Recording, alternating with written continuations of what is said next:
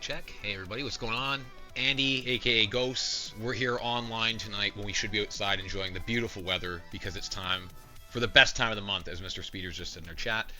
That means it's time for beginner bracket number 8, Layer 1 Blaze Blue Central Fiction. Let's get this money. So, if you've never seen one of these before, my name's Andy, aka Ghosts. I'm the host of these things. I'm the organizer. I put together all the silly graphics and then I run the stream. Behind the scenes, operating remotely from Layer 1 Worldwide Headquarters at the center of the universe in Brampton, Ontario, which is naturally my home, is Jen from Smart Esports, and she's the only reason any of this is possible. So please be very thankful to her. Without those, we cannot run this. So what's the deal with Layer 1? We teach people an old fighting game, Blaze Blue Central Fiction, because it's the best fighting game of all time, but it is complicated, and it's kind of hard to get into right now because the people that play it are mostly extremely experienced. So it can be hard to just try to learn the game initially. So what we do at Layer 1 is we create an environment where new people can come along and figure out the game with peers in terms of experience, right? So that's what we're about here. So speaking of the games, let's talk about the rules. So a little Wiggly Taucaco will run us through this here. This is a double elimination tournament. First to 2 wins for all of the games except for the winners, losers, and grand finals. So the quote-unquote big important matches. Other than that, it's default Blaze Blue rules, and we have some rules for like geographic connection issues. If you're in North America, you get a default win basically if the other person isn't, because the reason we put these together is to support our local scene, and we are in North America, so that's kind of thing. Other than that, there's nothing too complicated. It's pretty straightforward. Sound is kind of low, distant from the mic. It might just be that I'm quiet, or also that the mic is quiet. But thanks for the heads up. I'll put it real close to my mouth so you can you hear that? The heavy breathing? Okay, much better. I think he just wanted me to do some heavy breathing. Anyway, I've got the Layer 1 soldiers in the chat jumping off, as you can see. Anyway, so those are the rules. It's pretty straightforward, right? Just don't be abusive to other people. That's a big one. So let's talk about the last time that we were here at Layer 1, 1 month ago. Roughly 1 month ago, not exactly.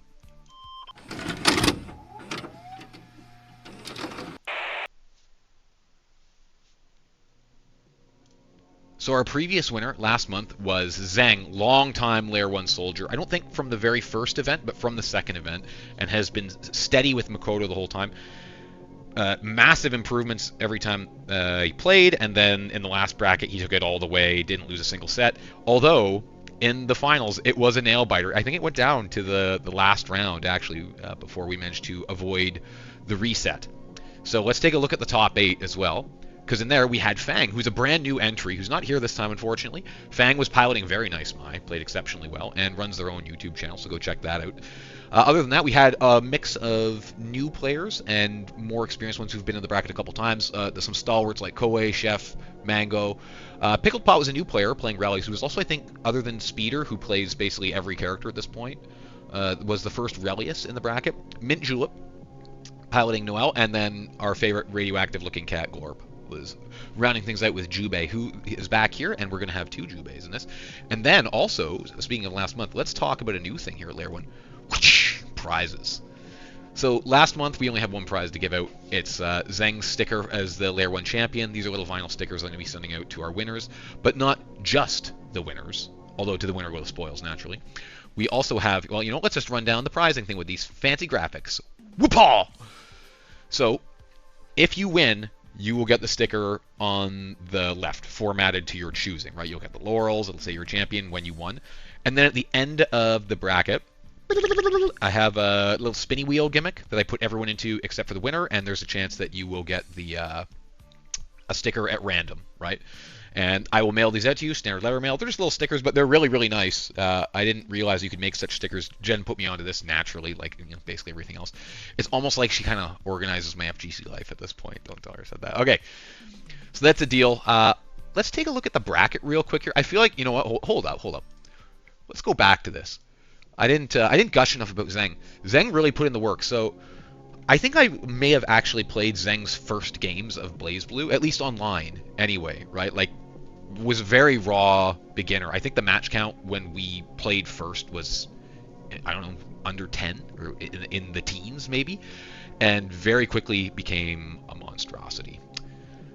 So it was very nice to see somebody who started at the bottom and then came here, because often we have people kind of come into the brackets and then win, right, as a one-off. Now, that's anything's possible, which is part of the reason we like this Layer 1 gameplay, the beginner gameplay. It's unpredictable.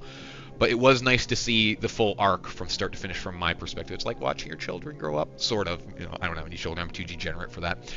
Anyway, big shout out to Zeng. Everyone was very pleased. He's always been a crowd favorite. So let's peep the bracket for today. Actually, ooh, you don't need to see that. You don't need to see that. So before we get to that, let's talk about the characters that we've played now. Dun dun dun. As of today, assuming that we don't have a catastrophic technical problem like when the power went out 2 minutes before the bracket the one time, localized EMP attack by Strive players, I still believe. We have now seen every single character in BlazBlue Central Fiction's cast played by a Layer 1 soldier, which is kind of nice to see. So the diversity of this game is quite strong in terms of the cast. So let's see if the fancy graphics work, and I'll pull up the bracket here. Whoop. Oh, it looks like it's working. Okay, so here is our bracket. So we have as usual, we have an odd number of players, so there's sort of a bye thing going on here, but we have an extremely diverse range of characters here, although we also have an extremely high representation of S, which is to be expected. Just a second. I think there's 4 S's in the bracket, which, like, I like seeing S, so it's not a problem for me. But yes, we've got 2 Jubeis and 2 Hakumen, really reversing the trend of no Hakumen from before. So let's get into our first matchup here and take a look at what we're about to see. Now, if you have never seen a Layer 1 bracket, you will see me explaining things at a very base level, right? Not only are the players here new, but I treat the stream as though if you are watching this, you don't understand anything about BlazBlue. No, I don't really understand BlazBlue particularly well either. However, Xeno's seething on all the S action. Xeno's an S hater, designated. Anyway, so I will be explaining the game kind of from the ground up as much as I can. This is a very complicated game. That's why we have Layer 1, right? To get new people into an older, complicated game. So before the matches, I will run down the characters if we haven't seen them and give a very brief explanation of what they do. Kind of an extremely basic overview. So let's start with Jin, the beautiful blonde on the left. So Jin is a very straight... I often say Jin is like a regular fighting game character that wandered into BlazBlue kind of by accident. He kind of has the Shoto tool set, all the basics, right? He has a special move that advances across the screen really quickly with hitboxes. He has multiple fireballs. He has DP. Jin basically has every tool you could want with a fighting game character. He's really well-rounded, and he has no meaningful weaknesses. He has good range on his normals. He has very good damage output. He has a really good Exceed Excel, which we'll probably get into that at some point during these games. Jin is just a good all-around character, especially if you're just getting started with the game, because you will learn pretty much every mechanic. He has access to... I think the only thing he doesn't really have is a command grab, right? Now, his gimmick is that he can freeze you. You become this block of ice. It's just like a way to extend hit stun, and it lets him get longer combos, setups, that kind of thing. The other gimmick he has is he can spend meter to create a snowflake thing that is a hitbox that sits there, and it freezes you if you touch it. It's very obnoxious. Now, S, the very pretty blonde on the right, that's also wearing blue. Hopefully the palettes are mixed up. S is also a lot like Jin in that she is basically a Shoto character. Traditional fighting game character, also has all the tools. The biggest difference, I would say, here is S has longer reaching pokes. She has a gigantic sword that's bigger than her own body. She can really reach out and touch you with quite a few of her moves. They go very far, but they have longer recovery, whereas Jin is a better infighter. He has some moves that are a lot stubbier, but they're also fast. He has a notorious 6A, so hold forward and press A. He spins his sword and bonks you on the head with the hilt. It does tremendous psychological damage, but not that much physical damage unless you have resources to cancel it and extend the combo. S also has... Actually, conversely, S actually has a command grab, but it's kind of funny and finicky. So, anyway, both these characters are well-rounded traditional fighting game characters, and these are both characters that we have never seen playing at Layer 1. This is their first tournament for both of them. So, let's get into the match. I'm going to get these guys in here. Now,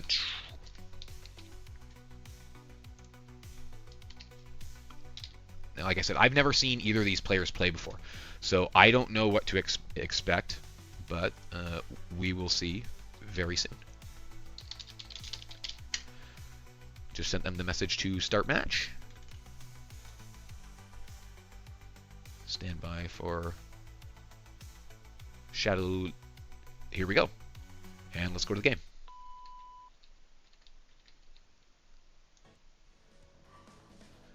Okay, let's see if we get the swerve on the character select here. Nope, and swap teams. Alright. Graphics are aligned. Players are in position. Shoto versus Shoto. This is kind of, you know, if you're not familiar with BlazBlue, this is potentially like the most orthodox fighting game matchup that you can get in this game. So this isn't a terrible way to start, to be honest with you. Oh yeah, we're new here.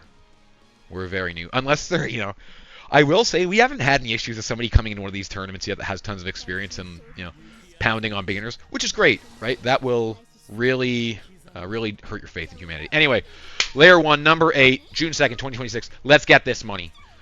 Okay. Starting off with some very traditional, respectful neutral here. Now, I'm not expecting to see sophisticated combos here. I'm expecting to see a lot of that. So, something you will probably notice, and the players may not know especially well, given the relative inexperience, is how BlazBlue's system works for standing up. When you're hit and knocked over, you don't automatically stand up in BlazBlue like you do in a lot of other fighting games. You have to press a button to make it happen, or your character will stand up after, I can't remember how long it is, but it feels like just a little over a second. They get up very slowly, but the wake-up system is... Oh, we're seeing some fancy stuff here that we're just mashing out of control. Oh, DP missed! So it could be a monster punish off that. Okay. We got, I think it's pronounced I'm Dirt, but I don't know how to deal with the eyes taking our first round here. So like I said, both these characters have fireballs, they have DP, Invincible Reversal without any meter, and they have an advancing special move. Now S has the ability, so you'll see sometimes she'll swing her sword, and then a crest will be left behind. That crest eventually becomes a hitbox, so she can kind of lay traps around the stage, or use them to extend combos. They're all kinds of useful. And she has a special where she kind of powers up and makes the crest more... getting juggled by the DP in the corner. And just a throw to close things out. The corner is very dangerous. I'm Dirt. Takes the first one there. It's good to see this kind of like raw beginner gameplay. This is what I like to see. Now hopefully they know to play another one here. I'm going to jump into the Discord and make sure. Yes, okay. We're still rocking and rolling. Invincible. Match number 1. It's so... Oh, my mouse is on screen. You never know if I'm Dirt has just been like grinding in practice mode, or if they have some offline play experience, that kind of thing. Or if they played previous versions as well. You got to remember, this is an old game, right? And there were many versions before it.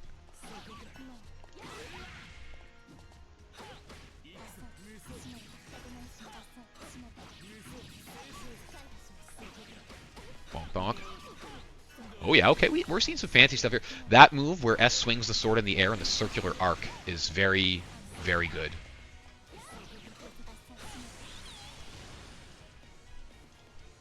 Scoreboard's a little slow to update here.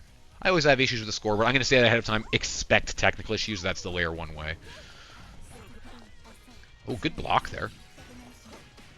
I'm going to assume both of these people have some amount of fighting game experience, right? Because we're seeing the right ideas, right? Like DPs in roughly the right places, like on defense. Oh, so that was an Exceed Excel there that he went for. So that is... BlazBlue has a burst system similar to Guilty Gear if you're used to that, which is a resource that... Oh, that was a clutch grab. Okay, no follow-up off of it, though. That's... I was talking about overdrive and burst there, but this is more fundamental. When you are learning BlazBlue, the things I recommend... Because, you know, anime games... Well, that's the wrap. Jim with the super. So what I always tell people when they're first learning this game, right off the wrap, is you do have to learn, you know, the fighting game fundamentals, like... spacing, neutral is very important, right? But you also you do need to learn some degree of combos just to optimize your damage when you get hits, right?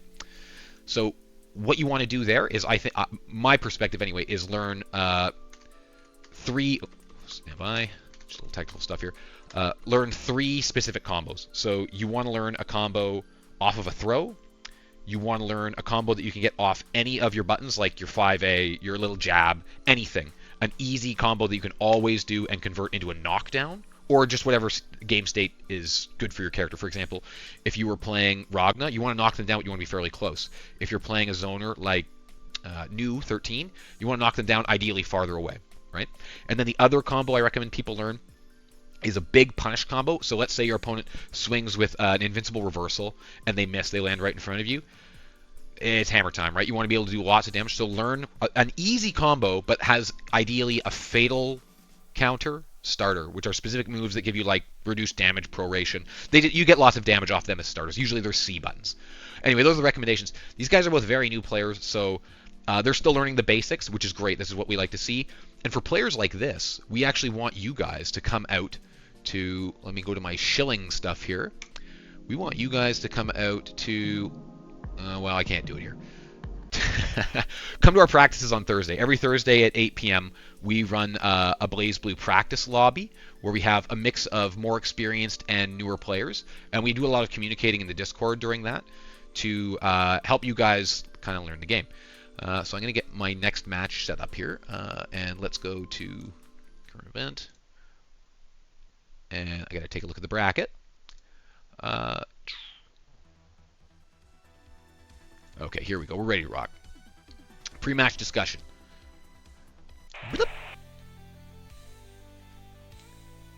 So we got Xeno and we got Dirt. Now we just saw Dirt play, so we kind of have some idea what Jin's about, right? We're seeing some serious potential with Dirt, though. I was peeping the rapid cancels during the combos there. I was liking what I was seeing quite a bit. And again, the fighting game fundamentals there. Now Xeno on the right is playing Makoto. So Makoto is an infighting character, basically. I wouldn't say exclusively, but pretty close. She's a traditional rushdown character. She likes to be in your face and mauling you, mixing you up. So she has notoriously short range. Almost all of her attacks are... I don't know if she has the shortest range of all the characters in the game. Terumi's a contender. But she's definitely up there, especially if you just kind of look across the entire spectrum of everything that they have. In exchange, Makoto has a lot of very fast buttons and deceptive-looking buttons, so she can mix you up quite proficiently. For example, she has kind of Rekka moves where you're not sure how she's going to end it with an overhead, with a mid, or with a low. But another big feature of Makoto is she can create this energy ball that just sits in front of her, and it's a hitbox. So it can disturb your opponent's movement, it can intercept projectiles, but you can also punch it and send it towards you as a projectile. And Makoto's gimmick as a character with their drive button, every character has a drive in this game that kind of centralizes their unique mechanic, is she has this little charge gauge that appears above her super gauge. Just watch for it during the game. And it can go up to 3 levels, and at higher levels, the attacks that she dispenses using that button are more powerful. They create more block stun or hit stun. You get combo extensions the longer they are, that kind of thing. But the risk is holding it down for the appropriate amount of time and releasing it properly, right?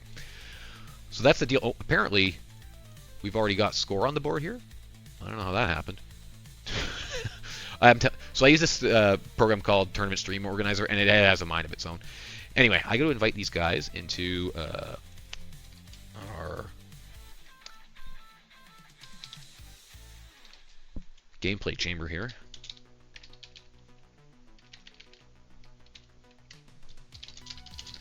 You are on stream. Bam. So BlazBlue's lobby system is old and not ideal. You have to send people links in a browser, and then they open those, and then they end up in your lobby. So yeah, it's not ideal. But we make it work.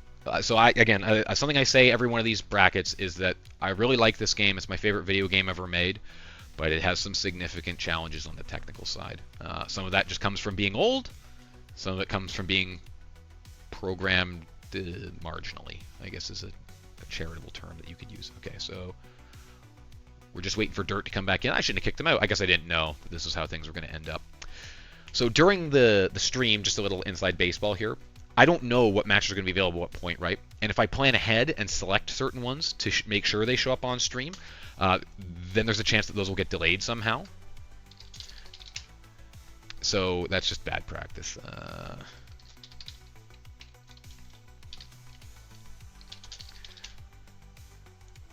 Okay, and here we go.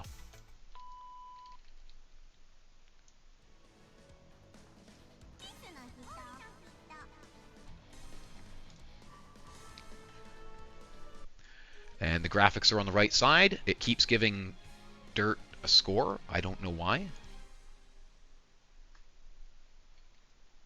Well, he doesn't have 2 points. I have no idea why it's doing that. It's pretty cool. Okay, here we go. So I'm interested to see how Xeno's going to approach it. So in this matchup, Jin has significant advantages, right? His Fireball can zone Makoto out. He has good mix as well. And his normals, he has a sword. Right? He's kind of cheating. Makoto has to get really close to hit him. And Jin is good. He has good mobility. He has several... Oh, no. Oh, that could have been a monstrous punish. Oh, Dirt's going in here. I'm liking what I'm seeing here. Okay, so we just saw Burst there. Nice. So, Burst in BlazBlue, you'll look under Dirt's profile of that handsome man, the anime man, up in the corner. That little glowing orange thing, right? That's your burst. Now, if you look under Makoto's profile right now, it's a 1. It's counting up. That count up, that increases every time you get hit, and just kind of over time and as you do various things. Anyway, mostly think about... Oh, this is going to be big. Peep it. Extension. In the corner. This is... Oh, still got DP'd even though he backed. I thought he was going to avoid the DP there, but he got caught maybe backdashing. Anyway, I was talking about bursting. Neither of them have burst right now, but the numbers represent it counting up. Oh, he just let it rip. This could be... There's the infamous Makoto range issue. Oh no, Zeno! Here we go. This could be it. Yes. Okay. Very nice. Whew. That was getting sweaty there. So this round, both players will get their burst back at some point. Burst management is a really big thing in BlazBlue. If you're really just losing around, you still have your burst, you don't think there's a realistic chance you're going to come back, just let it rock, leave the burst, and then take it in the next round when you have a much better chance of winning, right? The other thing, let's see. Oh, okay. Combo didn't continue. Wait until the start of a combo to burst. See that there? Now, it's not like Dirt is going to know what Makoto's DP looks like. He's probably never seen Makoto in gameplay before. But when you're getting hit by a DP, don't burst, right? Because DPs are 1 and done. Well, Makoto's is 2 and done. So immediately I look stupid. But it's a very small burst of damage, right? Ideally, you hold the burst until you get hit with a big starter. If you know what a C button looks like, or you hear that fatal or counter, those are good reasons to burst. There's other reasons to burst too, like for position. Burst to keep your opponent. These sword characters are cheaters. I disagree. Yes, the squirrel stonks. We're rocking and rolling. Speaking of, oh, okay, so we got the squirrel stonks jumping off there. So we got some enhancement mod colors here going on. This is Goth Phase Makoto, which I appreciate. Goth Girl Spectre. Nice jump in there. But you'll see, so every now and then, Makoto has to place her moves very carefully, and by place them carefully, I mean she has to be standing right next to the other person, right? It's very easy, just from the pushback of hits, to end up dropping a combo. Now, on the plus side, though, it makes Makoto's game plan very clear if you're a newer player. Just get in the other guy's face and hit him a lot. With that move there. So Makoto sends out those 3 shadows. You don't know which one is the real one. On the other hand, it doesn't matter because they all kind of converge at the end. Something I like about Zeno, too, is he's not afraid to just let the DP pop, right? Reversals are... It's a skill you have to develop playing fighting games. You have to develop the sense for when to use them, when not to. You can get punished so badly for them, obviously, right? But at the intermediate level in particular... Oh, went for the grab there. Normally whiffed grabs are plus in Arxis games. Here we go, DP versus DP. Good thing Naoto's not here. Anyway, I was talking about DPs. At the intermediate level, a lot of players get in their own head and then they stop really using the DP. Nice. Now that super's really hard to punish, especially for Makoto. Again, the range issue, right? I don't know how many DPs have popped here, but I'm liking what I'm seeing. Okay, overdrive. There we go. Okay, so if you have burst, you can hold down all 4 buttons to activate overdrive. It gives you a little bit of invulnerability. And if you just hold them down, you get a super that has an extremely fast startup. And that's what we saw there. It was a really good use of an Exceed Excel to close out the round. Good stuff. There we go. I think there were some nerves in that first match there. But we got over this real quickly and moved on to our post-match analysis. Okay. I liked what I saw from Dirt there a lot. Now, I know that Zeno has quite a bit of experience compared to Dirt, not just from the match count, but also because I play with Zeno. I try to get in games with him once a week. He has an unusual schedule, and so do I, so it kind of works out. And he's, like Zhang, actually, carrying the Makoto flame and becoming a very good player as time goes on. The improvement every time that you see him in one of these brackets is remarkable, so keep an eye on him. Dirt, on the other hand, I can see the same thing happening very easily here. There's a lot of potential from the jump. So I'm going to... The one thing I'd say to Dirt in terms of advice is when he's doing his combos, right now it's very early days, but there was that one where he just rolled straight into the super without knowing where the combo was going, right? Like it was getting blocked. That's rough. That's rough stuff. Oh, and we're getting confused here with the scores again. I don't know why start.gg does this, but anyway, I'm going to report the scores on, why Tournament Stream Helper does this.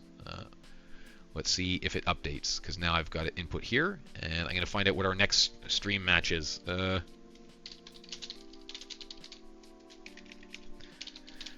that was a fun one. Also, that matchup is probably really hard for Makoto because of the mix of projectiles and longer reaching normals, right? It's challenging for her to get inside.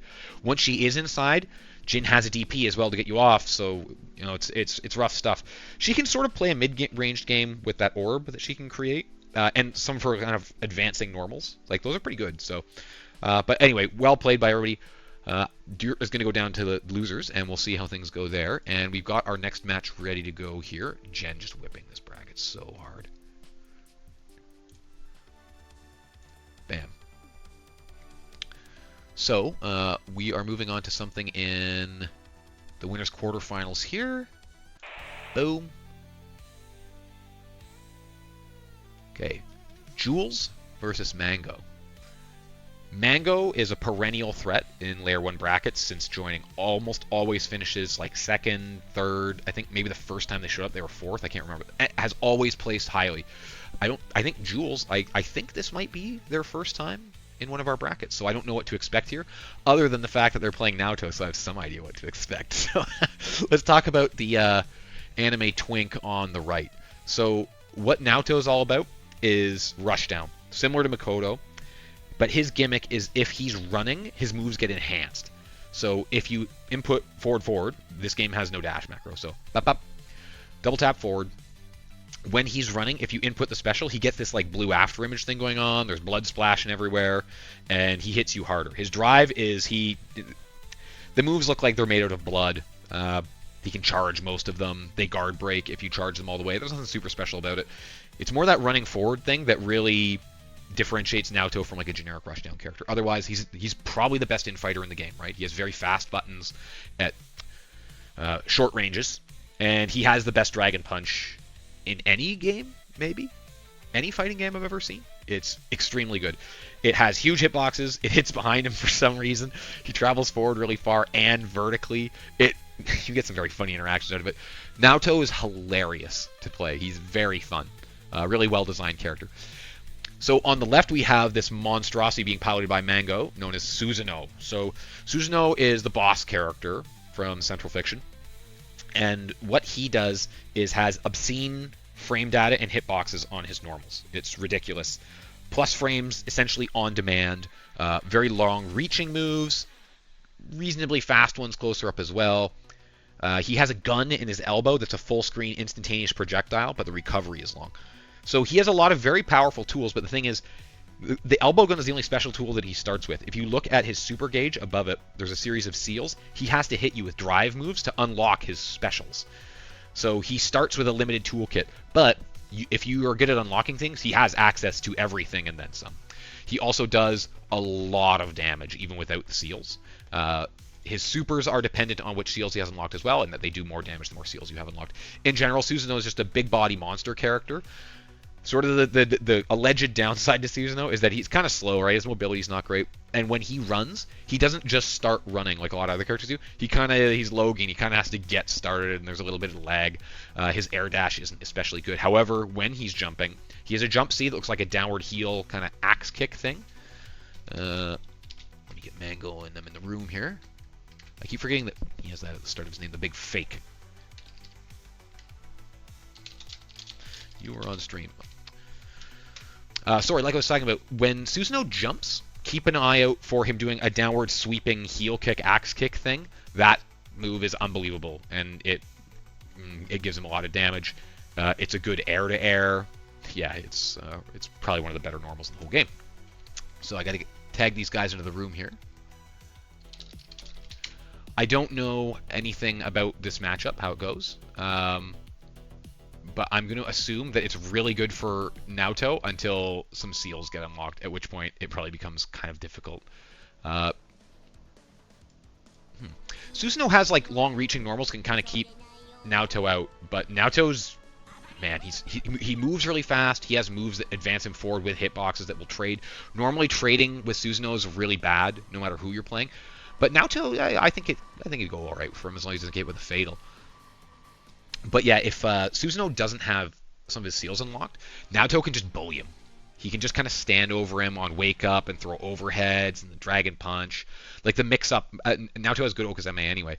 And until Susanoo gets the DP or some of his faster options like the Jazz Hands. Oh, this is a sick color pattern here. All right, graphics are aligned properly. Let's see what they do. The normal round start for Susanoo is a tail swing. Oh. So Mango is... there we go. So you see that doom thing? He's unlocking seals. Oh, boy. We're rocking and rolling. Mango has really good fundamentals. I played against him quite a bit in... the DP!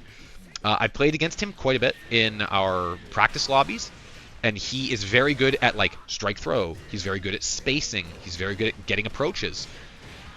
He doesn't have, like... Well, actually, I shouldn't say that. Oh, no! Oh, that could have been way worse. He's been getting a lot better, too, at combos. Right now, it can be kind of hard to learn Susanoo combos. Oh, I think he was going for a stagger there. Oh, interesting. I think maybe that was meant to be a burst, or maybe he did mean to overdrive through it. Either way, I'm not sure. I'm assuming that when... Oh, and he's dead. Okay, not a lot of meter use there. That's another thing Mango is good at, is using his meter for counter assault, which is when you're in block stun, you press forward A and B. If you got 50 meter, you push the other guy all the way to the other end. So it just gets you out of pressure situations, right? There's a notorious Susanoo frame trap. Wow, so that was an obtuse cross-up versus Susanoo's amazing anti-air. I actually wasn't sure who would win that there. Okay, here we go. So we got the combos. So like I was saying, it can be hard to learn Susanoo combos, though, right? Because they change depending on which seals you have unlocked. Man, that elbow gun does a good chunk of damage.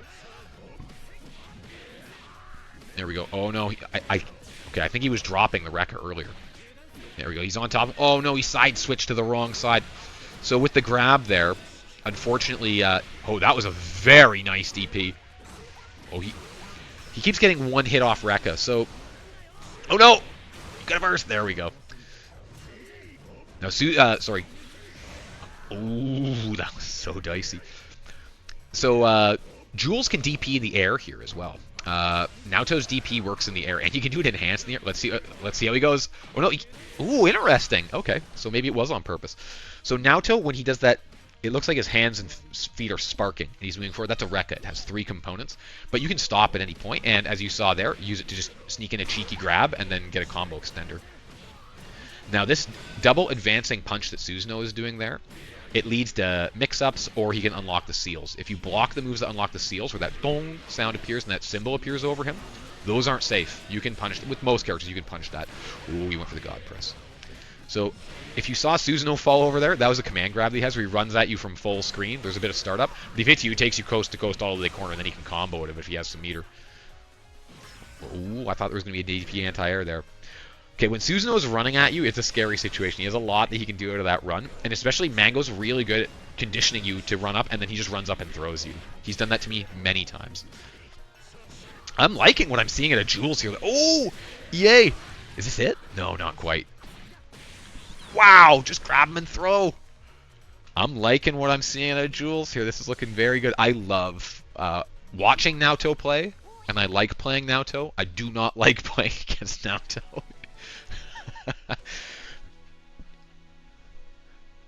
All right, they got another one to pop here. Yeah, indeed, this is very close. Taking a breather. Nothing wrong with that. In bracket, that's actually a good idea, right? If you're getting the tournament nerves, or if you're not sure what just happened to you and you just got mauled or whatever, I mean, who's going to stop you if you take a minute? Or go back to the character select screen even and just like take a breather. Call the cops. I can't stop you.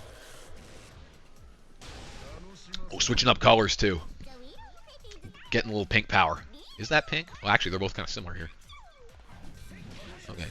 Usually Susanoo starts off with his tail swing. That's because it's a very strong opener. But if you know the specific counterplay to it, it's risky, right? Got him. That moves an overhead, believe it or not. So this tail swing to double advancing punch is classic Susanoo pressure. Unless you know, there we go. And these are classic Naoto solutions to pressure. Is just a red DP rip. That 6B that Susanoo does, the double advancing punch, kind of does everything, except it also gets you DP'd apparently. Wow. Oh, that was sick. there is one of Naoto's drive moves where he can hold it. Ooh, Roman cancel into a little stagger, but he dropped the combo. That could have been quite a bit of damage there, actually, because he had meter as well. But you don't... Oh, sick! The anti-air super. I wasn't expecting that. Okay, so Jules now, you can see, he's using his meter. Does he know a throw combo? Yes! You love to see it. And it ended in the DP. The best ending possible. Jules showing a lot of potential here. Little pink Technicolor Naoto here. That overhead there that Susan just ripped, that is very dangerous. So let's take a look at the seals above Mango's super gauge in the lower left. Right now, the second seal he has there, the explosion, that's the DP. So Naoto can't just bully him on wake up.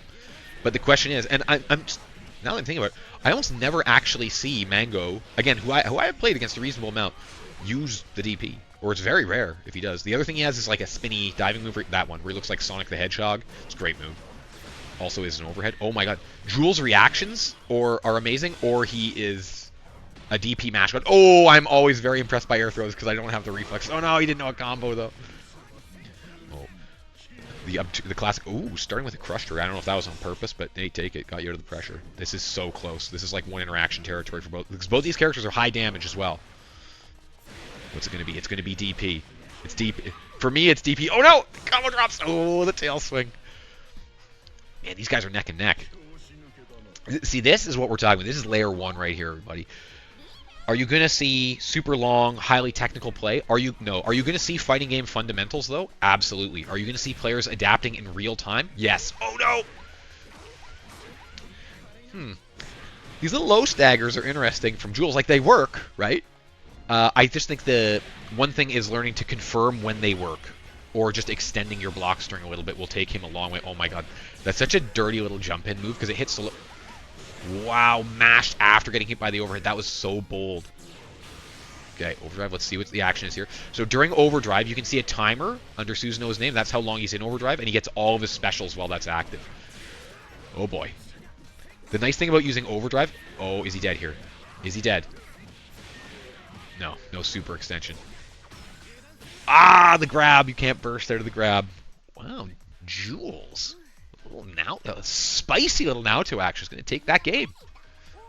Man, that was, yeah, tight. Tight.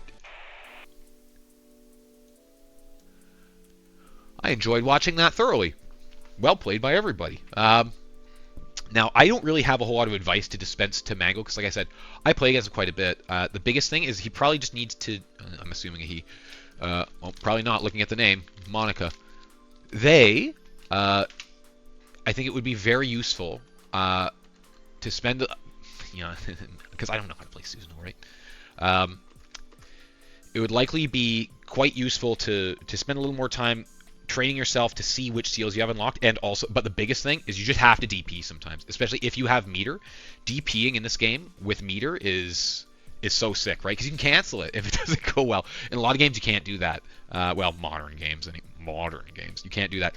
So, okay, Jen already has our next game lined up, so I'm just going to do a little post-match analysis here. So from Jules, the biggest thing is the hit confirms, right? A lot of running up and throwing Naoto's little low kick, getting a hit, but then not doing anything off of it. It's a fine line to walk when you're first learning, right? And you can tell these players are first learning, which is what I like to see. So instead of throw the low kick, and then whether you know you're going to be hitting or not, just continue the block string with something that's relatively safe, right?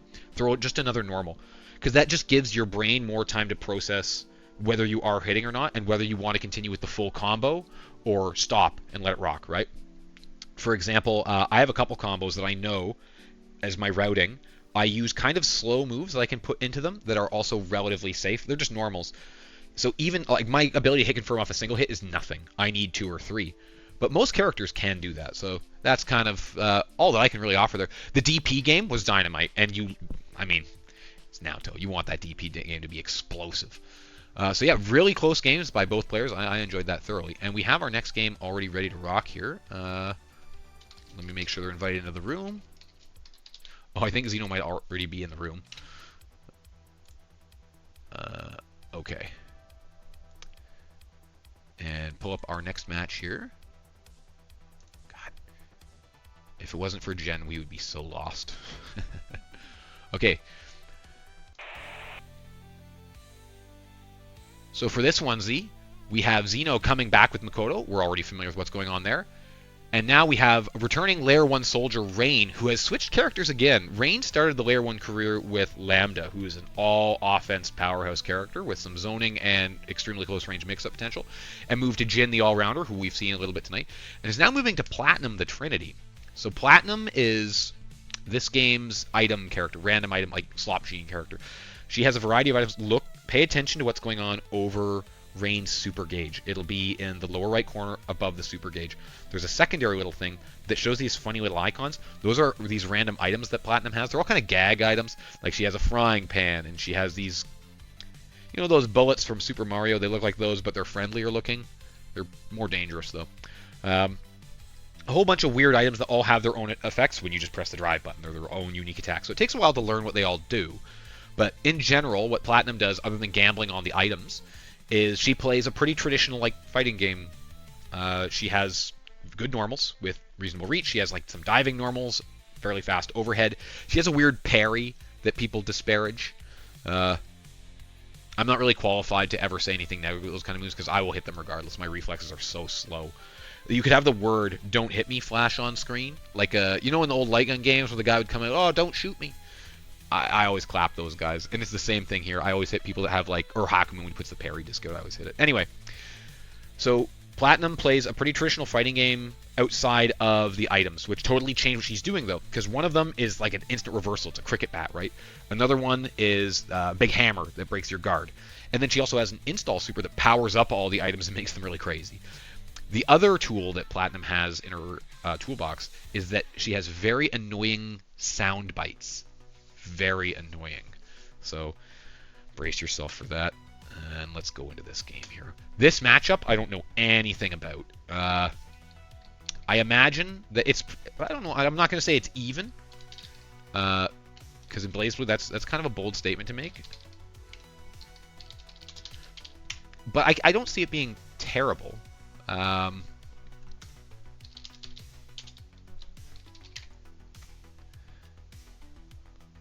There we go. Okay, and these guys are going to get started.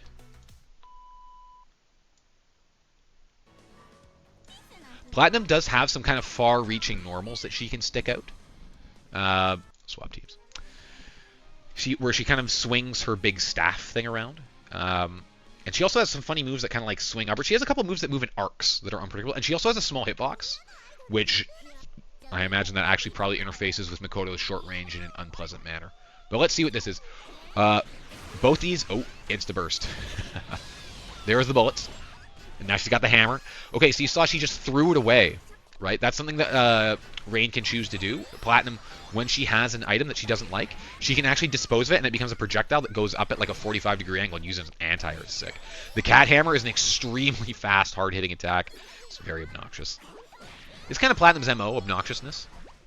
Also, I don't know if Xeno has ever seen Platinum before, so we'll see how this goes. DP? Yep. Based. Just go for it. Ooh, and the pickup. Okay. During this... Yeah, I get the hell Xeno didn't know what to do there. During that super, you actually control where Platinum moves. So then during the Beyblade super there. So if you move into your opponent too, they vacuum. Okay, we're in a clutch. Oh, that roll to the corner was really good. That was dangerous. Makoto's very treacherous in the corner when she sets that orb up, but Rain rolled out. So I was talking about the rolling in BlazBlue before, right? The forward roll is very vulnerable to any kind... Oh, that was nice. Went underneath the presents that were coming. Those are like mines. Anyway, Rain rolled forward, and you can roll through your opponent to escape the corner. It's a very potent thing to learn to do, but it's very risky. It's kind of like DPs. I was expecting a roll. So see that? That was the parry. And here's the throw. A lot of Platinum's animations are silly, which it makes it kind of hard to understand what's going on sometimes. Oh, here comes the pressure. Okay, so you saw that combo had like a blue... Oh no, overdrive. Based combo. Ooh, this could be big. Okay, you know what? That might have been, again, a distance thing, right? Makoto... Oh! This should be it. Yes, the fancy combos coming out. Xeno's been working very hard on the combos, and I know it. Man, this is sick. This matchup's interesting. There we go. DP. See, just let it rip. And the pickups often as well, getting that little bit of extra damage, because as I was saying earlier, in BlazBlade, you have to do something to get up, right? And sometimes you don't want to get up right away because you can get up into setups or traps by your opponent. So when you delay, oh, we hit the parry again, and then the DP. So if you hit your opponent, if your opponent's trying to hit you while you're getting up off the ground, see how Platinum flashed there when she was in recovery? Oh, this is not a good behavior for Rain. Oh no, Xeno doesn't know when it ends. It can be hard to gauge though when you should go into it, especially as Makoto because of her short range, right? Well, that was a smart fuzzy jump there. You didn't know it was going to come out. Oh my goodness, the DP action. So anyway, sorry, you saw how when the characters are recovering, they blink white. During that, they're invulnerable. So if you can make your opponent miss time immediate attack, it's a very potent strategy in BlazBlade. Oh no, she got clapped through an orb. DP. Oh, we're down to the wire. This is so close. She's going to go. Ooh, she canceled it. Oh no. That's so funny because I'll be honest, sometimes I have a hard time punishing that move. Oh, that's a second Exceed Excel in one round. Oh no! Oh, it's over. Ooh, very close games. That was very impressive by both players. You can see they both know fighting games. Like they both understand the fundamentals.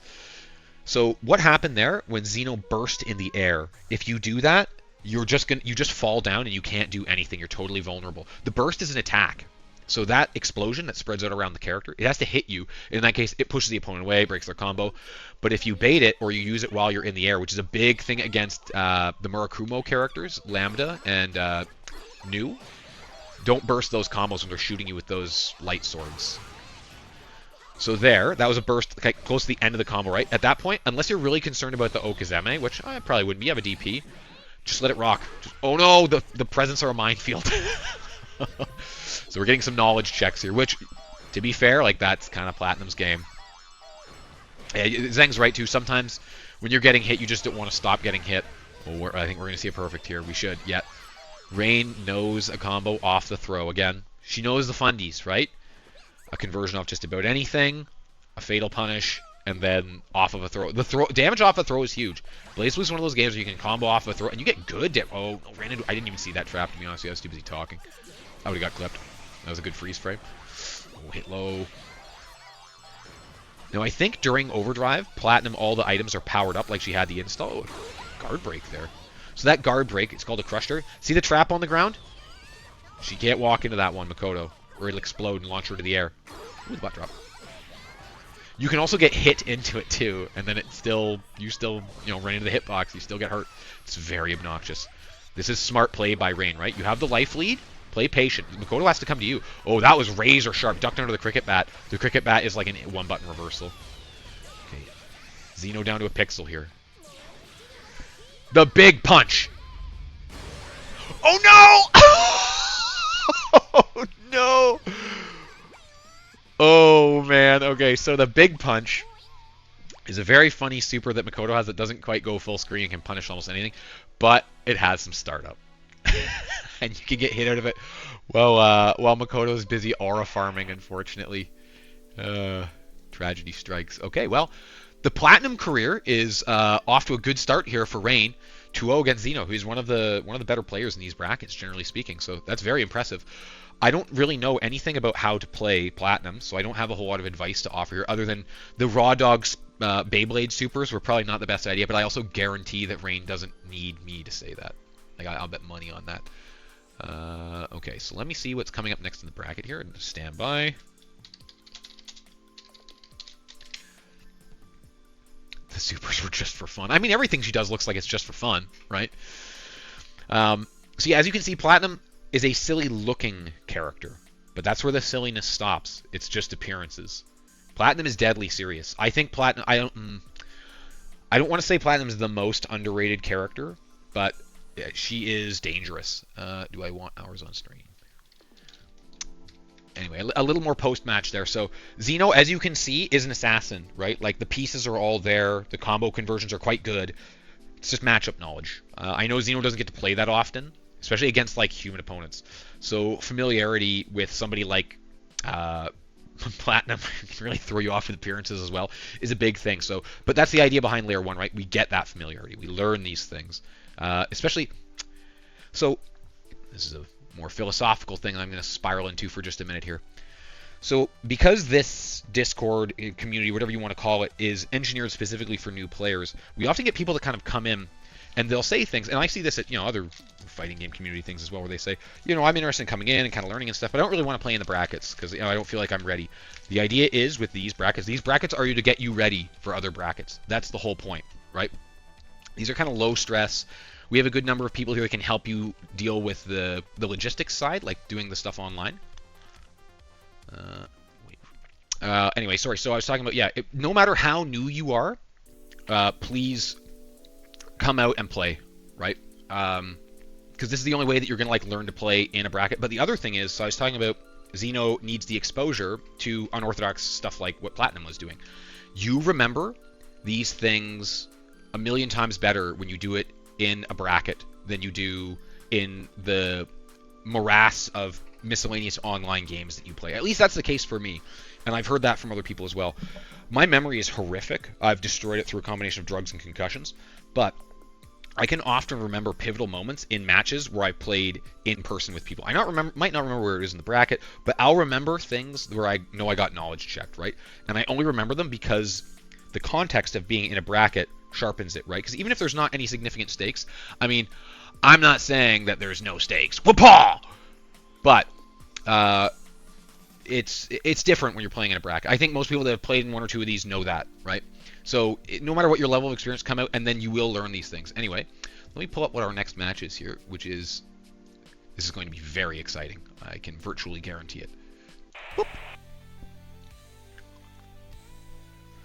So we got the return of Jules, a fresh Naoto, but looking like pretty spicy as well.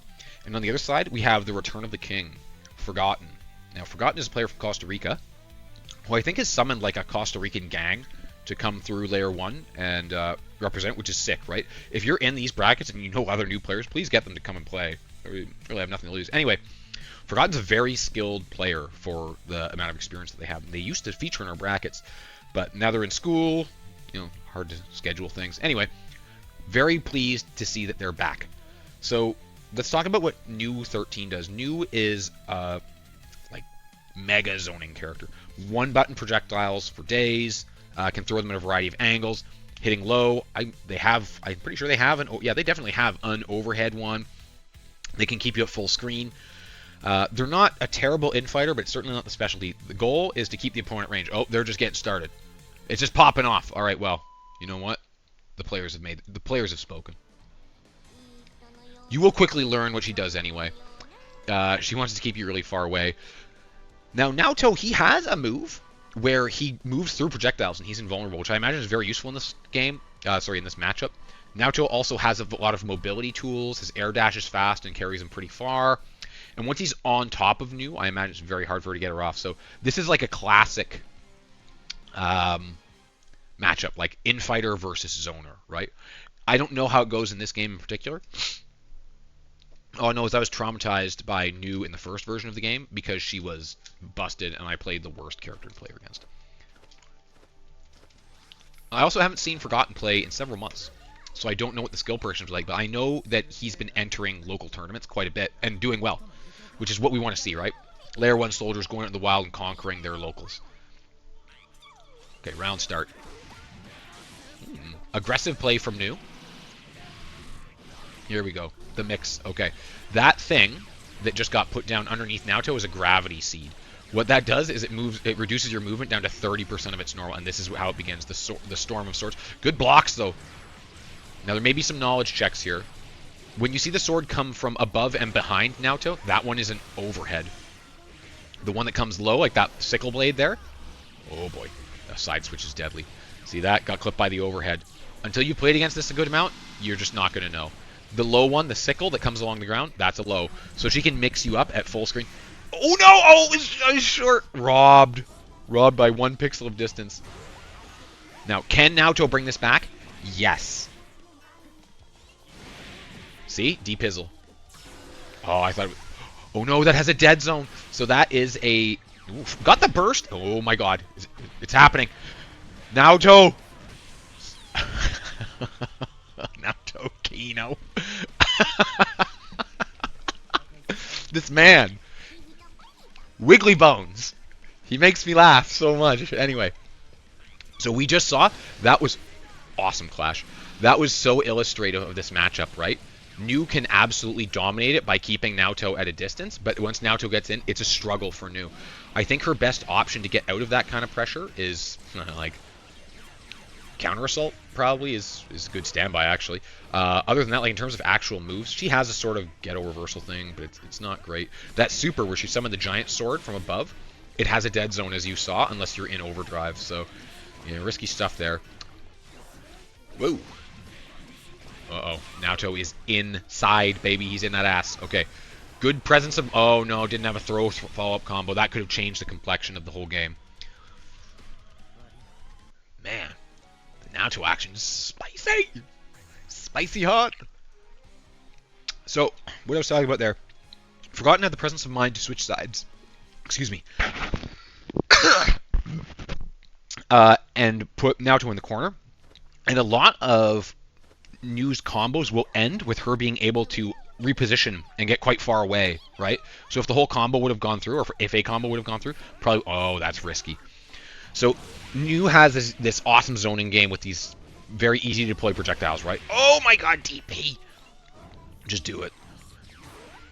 Yeah, the zoning game is tremendous, right? But it's not without risk because the Uh-oh.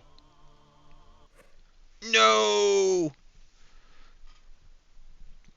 BlazBlue Central Fiction, baby. Alright.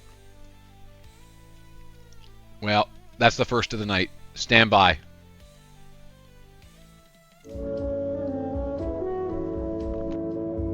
Please hold.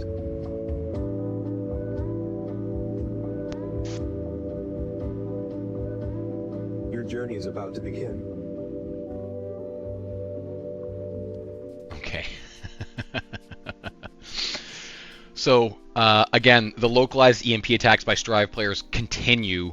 They're trying to strangle Jules in the crib there. He had a power outage. So, I believe he's coming back online momentarily. So, we're just going to play the second match as though that little power outage never happened, even though we had some Kino moments right off the rip. So, while I'm waiting for Jules to come back online, because he should be back relatively soon. If not, unfortunately, we'll just have to give him the DQ. But while we're doing that, I've got some time. So, you know how it is. Let's get some shilling done. So first of all, the St. Albane Slam Down. This is a tournament that's being run in the Toronto area. I have an address on the screen there, as well as a link to the start.gg. Take a picture of that with your phone, and then you can find it independently. This is, I have to emphasize, Large Mikukar, the legend, has told me that there is, in fact, free pizza at this tournament. And Rain is going to it. Well, eat the free pizza. Unfortunately, I'm waging, so I'm not able to attend it. I certainly would if I was able to. And you should too. In fact, no matter where you live, you should get plane tickets and fly to this local. Because think about it. Free pizza. It can't be that hard to recoup the costs of a plane ticket on free pizza. If it's free, I mean, just go in the back and be like, yo, I want that one, that one, that one. You get the idea. Just really take advantage of the hospitality. Act like It's Always Sunny character, that kind of thing. Anyway. They're playing BlazBlue. It's local. I believe they have 2 brackets, one for beginners and one for intermediate/advanced players as well. So if you are in the Layer 1 environment, then they have a bracket that is actually for you, much like we do here. It's like Layer 1, but in person. So make sure you go to that if you have the opportunity. The next thing that we're going to shill here is Wyvern. The duck god. Surely you see those ducks on the right? Surely you want some. Well, Wyvern is the artist responsible for the BlazBlue Duck project, slowly making ducks out of everybody in the cast. You kind of have to find them on Discord. They're in the BlazBlue main Discord, and then they have a thread off the beginner lobbies one. It's not that hard to find. But also, just check out the Twitter, or what the hell they call it now. Just check that out. We'll never get used to that as a society. Anyway. Check it out because they did the ducks, but they also do a lot of other cool art. So, speaking of cool art, Primogenitor 34. So, sick. I don't know what Vector Illustrator means, to be real with you. But I know that they're a very talented illustrator. And their goal is to eventually to make enough money off doing this to make a spiritual successor to BlazBlue. Now, you should support that. If not, go to hell. And you can support that by going and checking out their socials and other materials. There's even a handy QR code on the screen right there that you can use to find their materials. The art is sick, right? Like, sometimes you see just posted up around anywhere that BlazBlue's in discussion, their art. It's quite stylized. Like, it's distinctive, and it's sick. I mean, if that Izanami render doesn't sell you, I don't know what will, right? Get down with it or eat shit. We get a couple of things that fall into that category, actually. Bonk. Breakfast Garage. They make fight sticks. Leverless. Leverless with a stick. Whatever you want. They make huge, extremely durable fight sticks according to Rain. They'll do custom layouts for you. They'll do all kinds of things. So if you... Now, some people have seen my fight stick. It's a Mad Cat TE1 from the Street Fighter 4 era. It's extremely durable. I've dropped it down the stairs, and it wasn't really an issue, which is great, because I don't want to spend money on another stick. But if I did, and I needed a stick that I could throw at a train to keep it from running over like a baby carriage, I would buy one of these. I think it would probably be one of your best options. So check that out. Just Google Breakfast Garage Fight Sticks. You'll find what you need. Then we also have... Oh, actually, bam! Here's an image of this. Now, for scale, that Legend of Zelda thing in the background, that's actually a condo with an ad draped over it. So it's quite large, but it's also durable, and you can get your friends to jump up and down on the buttons like you need. So that's helpful. Let's also talk about Whistly's shop here. Whistly is... Oh, okay, we got some progress here. I'm going to just go to the generic shilling reel because I have to deal with this immediately. Okay, so that's sad, but we have to disqualify Jules because we're having technical issues here. So power is flickering off and on and off. I guess it can't go from off to off. You get the idea, okay? My brain's rattled from the excellence of these stickers that I'm giving out now, okay? I can't even think straight. Anyway, so unfortunately, we have had to disqualify Jules from that matchup, and hopefully they can make it back for the loser's side. So we're just going to go straight to... you know what? That's a good point. I think I'm going to do...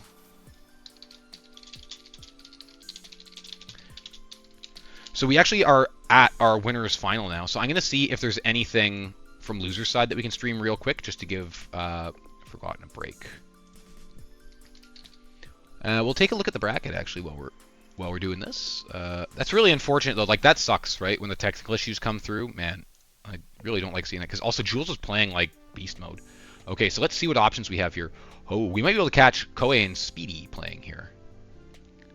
I'm going to have to jump into the old Dipcord and see what they got going on.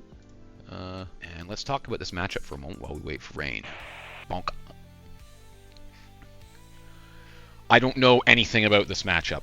I know what both these characters do, and ideally if you've been watching up to this point, so do you, because you've been no doubt paying rapt attention to my incredible analysis. So... yeah, Platinum has reasonable mobility, so I don't think she'll have a super hard time getting inside as long as you can navigate the maze of swords that New can deploy. So we'll see how this goes. I'm interested to see it. But I actually I don't know anything about this matchup. I don't know if I've ever actually seen this matchup. These are not like super common characters.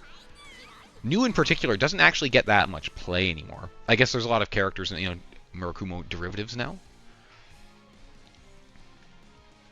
I don't even know what the round start options are really for Platinum here. And also, I do know Forgotten tends to actually go for a bit more of an aggressive, like, approaching round start than a lot of new players do, which is smart, right? That's like a layer 2 option. Everyone assumes that she's going to run away.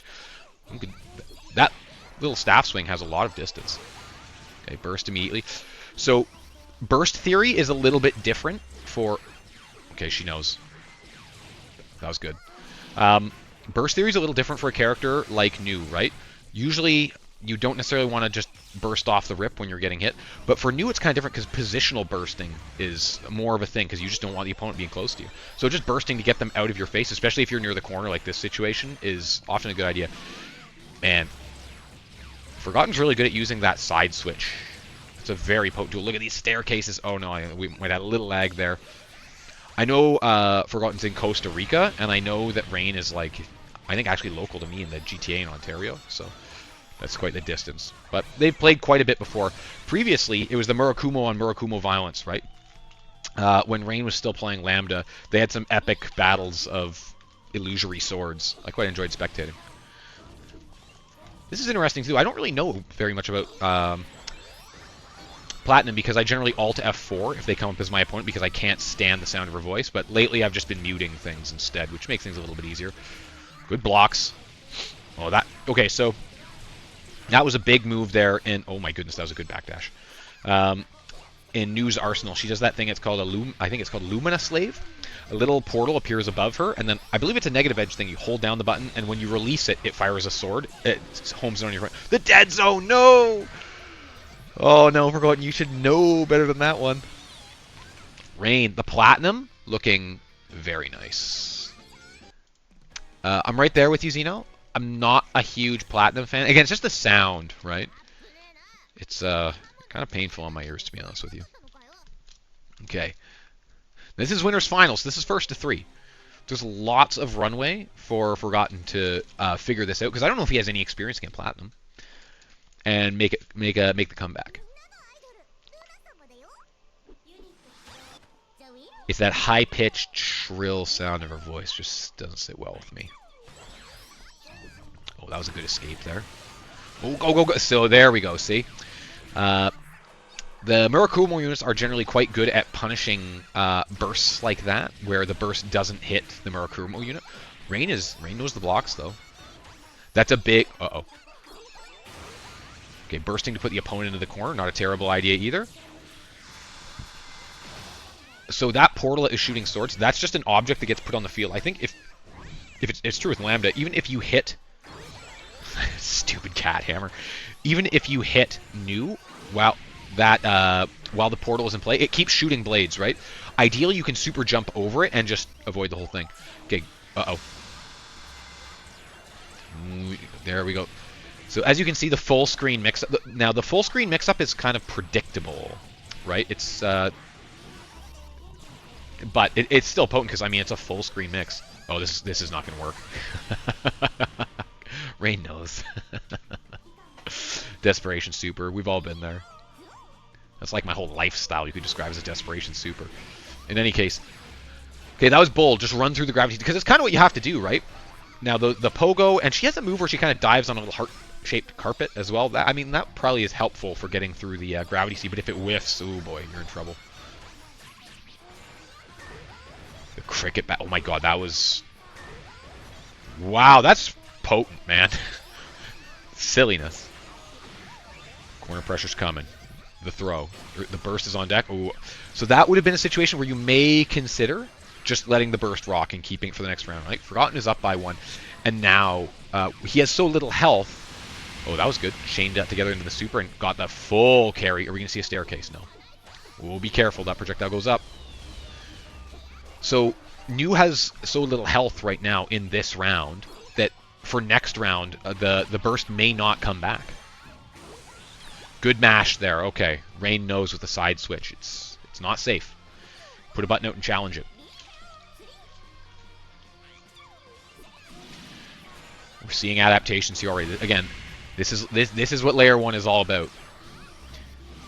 Oh, wasn't expecting that one. The side switch. I have never blocked a side switch in my life. I'll be on my deathbed saying, teach me to block the side switch. So yeah, just kidding. I'll never die. Uh-oh. Okay, I thought we were going to see the... Oh, yeah. Juggled into the air. Oh, my goodness. Just getting clapped. Getting clapped. We're going to see a... Oh, didn't even have time to burst. That was... I mean, it was rude. But was it deserved? Anyway. The blasters came out that round. Okay. These guys are feeling each other. This is interesting because this is the same process as I saw. I guess you could say this is how most fighting game people play, as opposed to me who just never learns anything regardless of what's happening right in front of them. It takes me forever to figure anything out. You can hit me with the same setup a dozen times in a set, and I'll go, oh man, there must be nothing you can do about that. Good mash. Ooh, that was not a great burst there. So that was an example, right? Forgotten got out with a little mash, like it was a little jab starter, and then Rain took the burst. So the burst blows New away. So getting bursted is not... New kind of likes getting the burst, right? It doesn't damage her. Whoa, that was slick. Went through the projectile, got to the other side, got distance. Anyway, a burst puts New back at full screen, which is where she wants to be. Oh, okay. Okay, that was a new interaction. I've never seen that. Those bullets apparently just tank all other projectiles. That's sick. Okay, let's see the combo here. Ah, the pogo combos. Rain has been working on those pogo combos, and they're hard. I mean, it's a combo that requires timing, so it's out for me. Oh, no. Went right into the EA. Clapped. I thought that there was a super input there, but I was mistaken. Okay, this hammer. See this? When it's hammer time? That's like a slide head, a full screen low. And then the cat hammer comes out. Just cycling through hammers. Dr. Dad up in here just screaming about platinum. If that's Rain's actual dad, that's super based. Oh, I didn't understand that interaction entirely, but okay, we'll take it. Oh no. So News projectiles have a fair sized dead zone. So even if you're right inside against her, the projectiles, they do nothing, much like the goggles. Now this is not an ideal situation for platinum here. The gravity seed is interdicting her. The luminous slave is in place, which will fire a projectile to intercept her. Yep. And then she pushed a button. The trouble begins. Ooh. Oh no, just clapped. Going the distance on this one too. Oh no. Look at this. We're styling. There's too many swords. But it's not over yet. Oh my god, this is so close.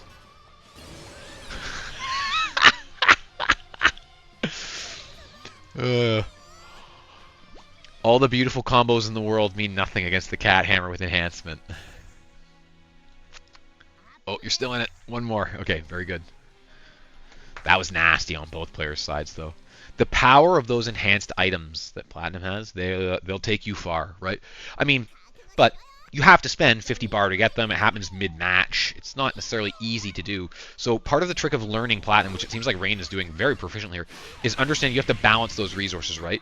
Do I go for that? Do you trade basically your meter for the future prospect of improved setups and damage, or do it now for your super? And her supers are good. That Beyblade super is awesome. It's very obnoxious. The vacuuming effect it has is horrific. The psychological damage, as soon as you get touched by it, right, you know you're getting the whole thing.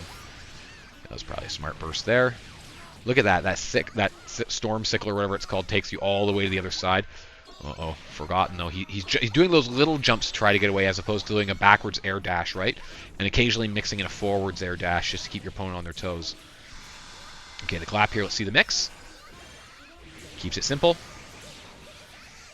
Goes for the enhancement. Okay, this is trouble.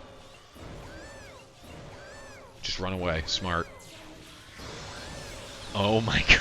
That cat hammer, man. I mean, what do you say? You can get mad about it, you know? I guess you can. I don't know. Maybe Forgotten is seething on his end right now. I hope not, sincerely, though. I mean, it's the cat hammer. It's hammer time. Little pogo. Oh my god, the pan overhead, too. The platinum mix here is looking impeccable. Okay, Forgotten in trouble here. This is set point. The life is low. Okay. We need a mix here. Nice TRM. So, to explain what just happened there... Uh-oh. A little egg, and then a minefield is out. So, to explain what happened there, where Rain got hit by the throw, if you have the barrier up... Oh, interesting. Here EA goes like full screen. Nice catch. If you are using barrier block... Oh no, the slide head. I don't think he knows what this does.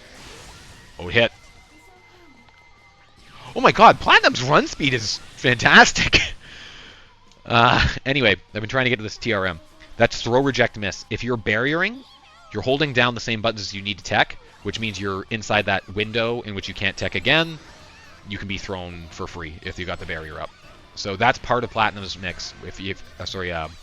News mix. If you're blocking the laser sword, the big super one that goes on forever, well, you can't barrier block her. She can just run up and do it for free. It doesn't do a whole lot of damage. This, on the other hand, is a whole lot of damage from Platinum here. Oh my goodness. Now, can Forgotten bring it back with this 6 staircase combo. Okay, good. Very good.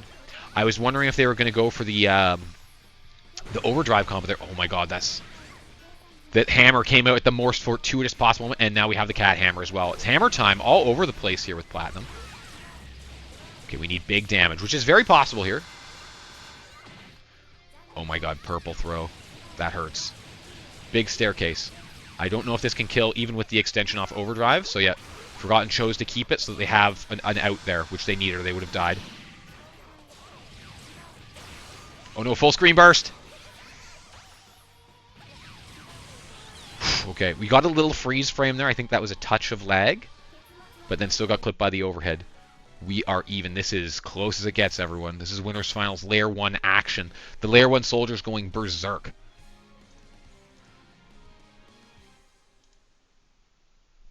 Now, I don't know why my tournament icon is showing number 7, but I assure you this is our 8th tournament. In any case, we're 2-2. Even here. Good mash. Now, that Halo, sometimes that will hit you on the way back, but I think she needs to have the enhanced items for it to do that. I had no idea Platinum's run speed was that fast. Those bombs are very obnoxious, that arcing thing. So they function as a sort of anti-air, and they linger. They kind of linger on the ground for a bit. Now, the traps there, not a big deal for New, right? She's comfortable at this distance. She doesn't care. You got to come to her. There we go. There we go. We ball. Just run through the gravity seed. You know what? Your gravity seed ain't shit. Hammer time. Oh my god. The best combo possible. D, D, D, D, D. Okay, we're back in the danger zone. We have the cat hammer on deck. It's not enhanced, though, so it's nowhere near as effective. Oh no, you're dangerously close. You're within cat hammer distance. There we go. Okay, not falling for that one again. Enhanced items. Cat hammer's coming out. Look at the size of that hammer. Oh no! Oh no! Oh my goodness. Oh, that's outstanding.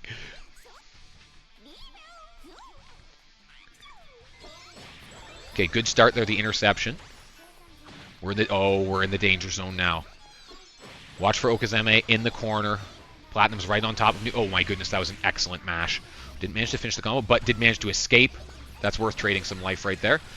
Counter hit combo off the Luminous Slave. Wow, oh my goodness, now we're getting juggled. We're juggling. Yeah, I would have burst there too. This is looking good. Life total is looking very even. This is for everything. Forgotten taking some risks. Uh-oh. The cat hammer's in play. And now it's enhanced. Oh, it's a fan. Okay, we're playing conservatively here. Everybody is at great risk. Punish that. Oh my goodness, got away with it again. What? Wow, that was tremendous.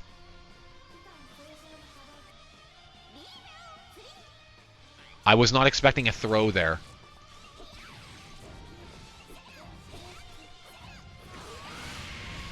This is okay. We're down to the last round, last match.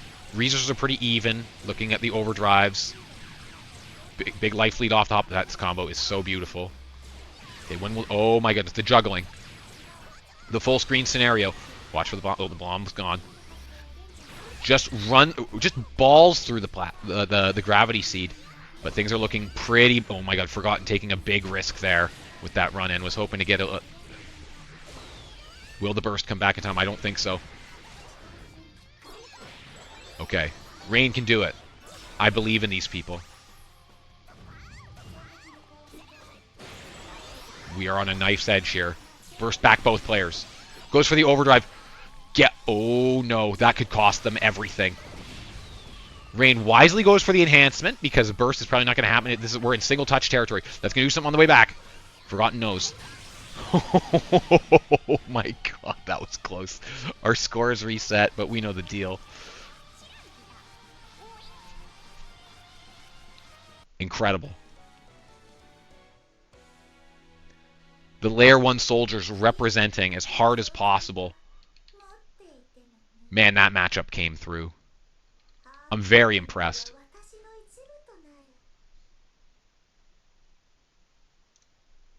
Oh, now I see the problem. That's very silly.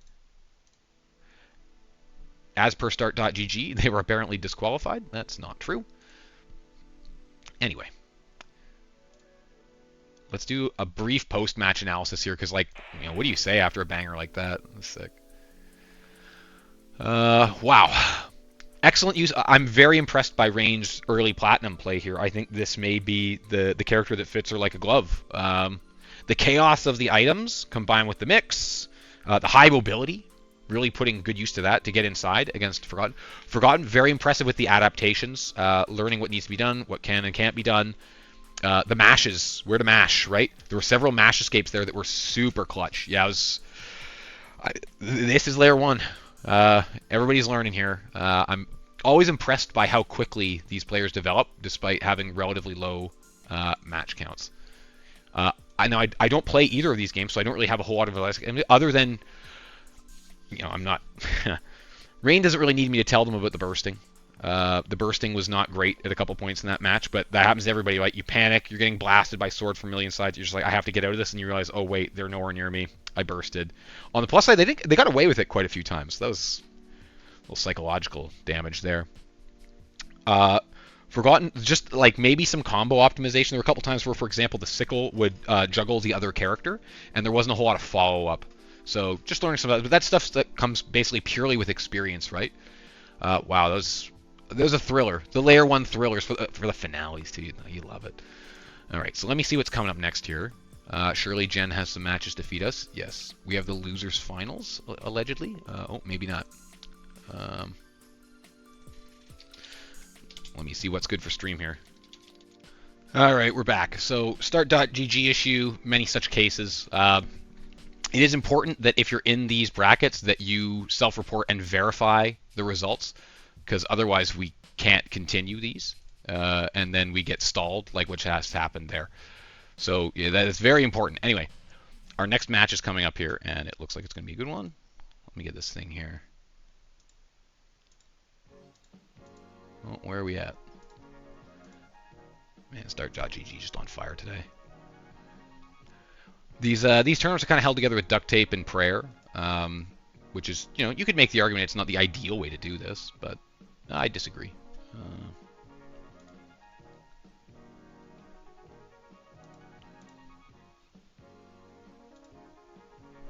Okay, our next matchup. We've seen both these characters, but we have not seen Koei play. Koei is a veteran layer 1 soldier. Now, neither of these guys are in the room yet, which isn't reassuring.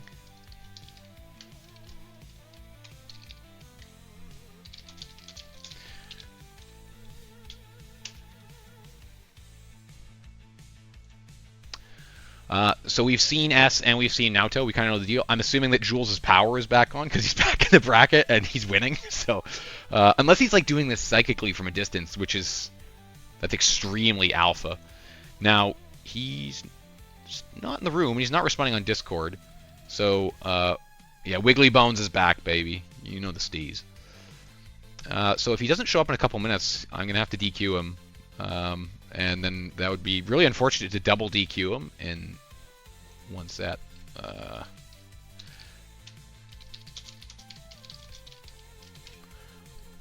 Anyway, let's talk Koei here because you guys haven't seen him play. Koei is one of the best players in Layer 1. You will consistently see them placing well in our brackets. Similar story to Zhang, actually. I think I played some of their first games with them ever. And now I can pretty comfortably say Koei's better than me at the game.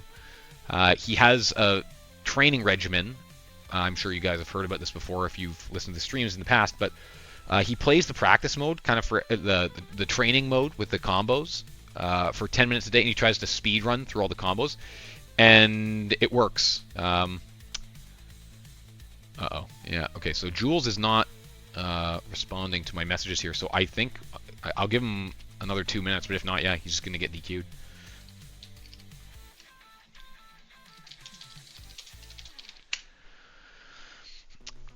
That would be really unfortunate, but because he's playing really well, so it sucks when technical issues come up with this. Same with like people getting disqualified because of like lagginess. It just sucks to do it, but you got to keep the tournament running because right now people are waiting. Right, that's the other thing too. It's important that you report your results because otherwise people just have to wait for you, which is not really fair. So anyway. Yeah, Koei's a monster. I'm sure you will see in his matches. Koei's a very skilled player. I'm actually kind of surprised that, well, you know what, let's see. Let's take a look-see at the bracket. Let's have a look at Koei's journey. Koei. Oh, Koei beat Chef 2-0. Chef's a really good player, too. Chrome Raven, Alex Gnomes. What happened in round 1? Who was Koei's initial opponent? Why can't I see his name? Oh, Mango. Okay, well, Mango's in loser semifinals here, potentially going to finals. So that's surprising. Mango is very, very good. Anyway, that's our bracket. So yeah, we're really getting down. Again, as I discussed before, these are names that you'll often see float to the top of the Layer 1 brackets, right? Now we have some new ones here, like Jules is brand new. I don't know if I've ever actually seen them play. Man, it's going to be really unfortunate if I have to disqualify them. Xeno made it really far here. I'm liking what I'm seeing here from a lot of these. I'm Dirt is hold it down. Look at this. Look at this. Look at this run.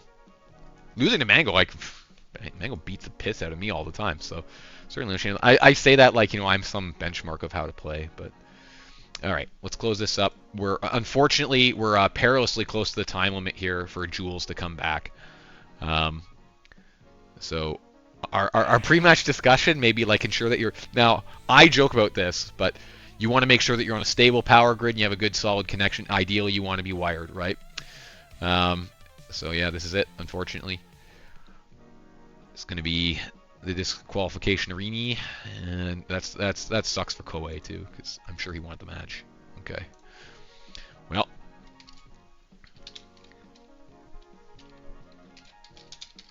You are on stream for Mango.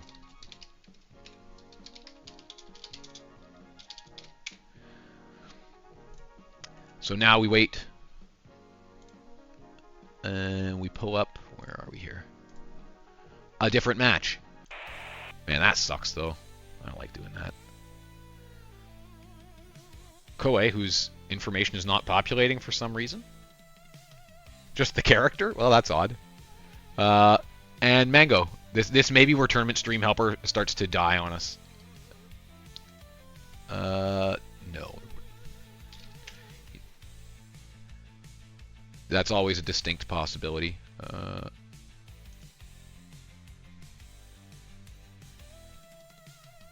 So now we're just waiting here for Mango, who better respond sooner. They're going to get disqualified.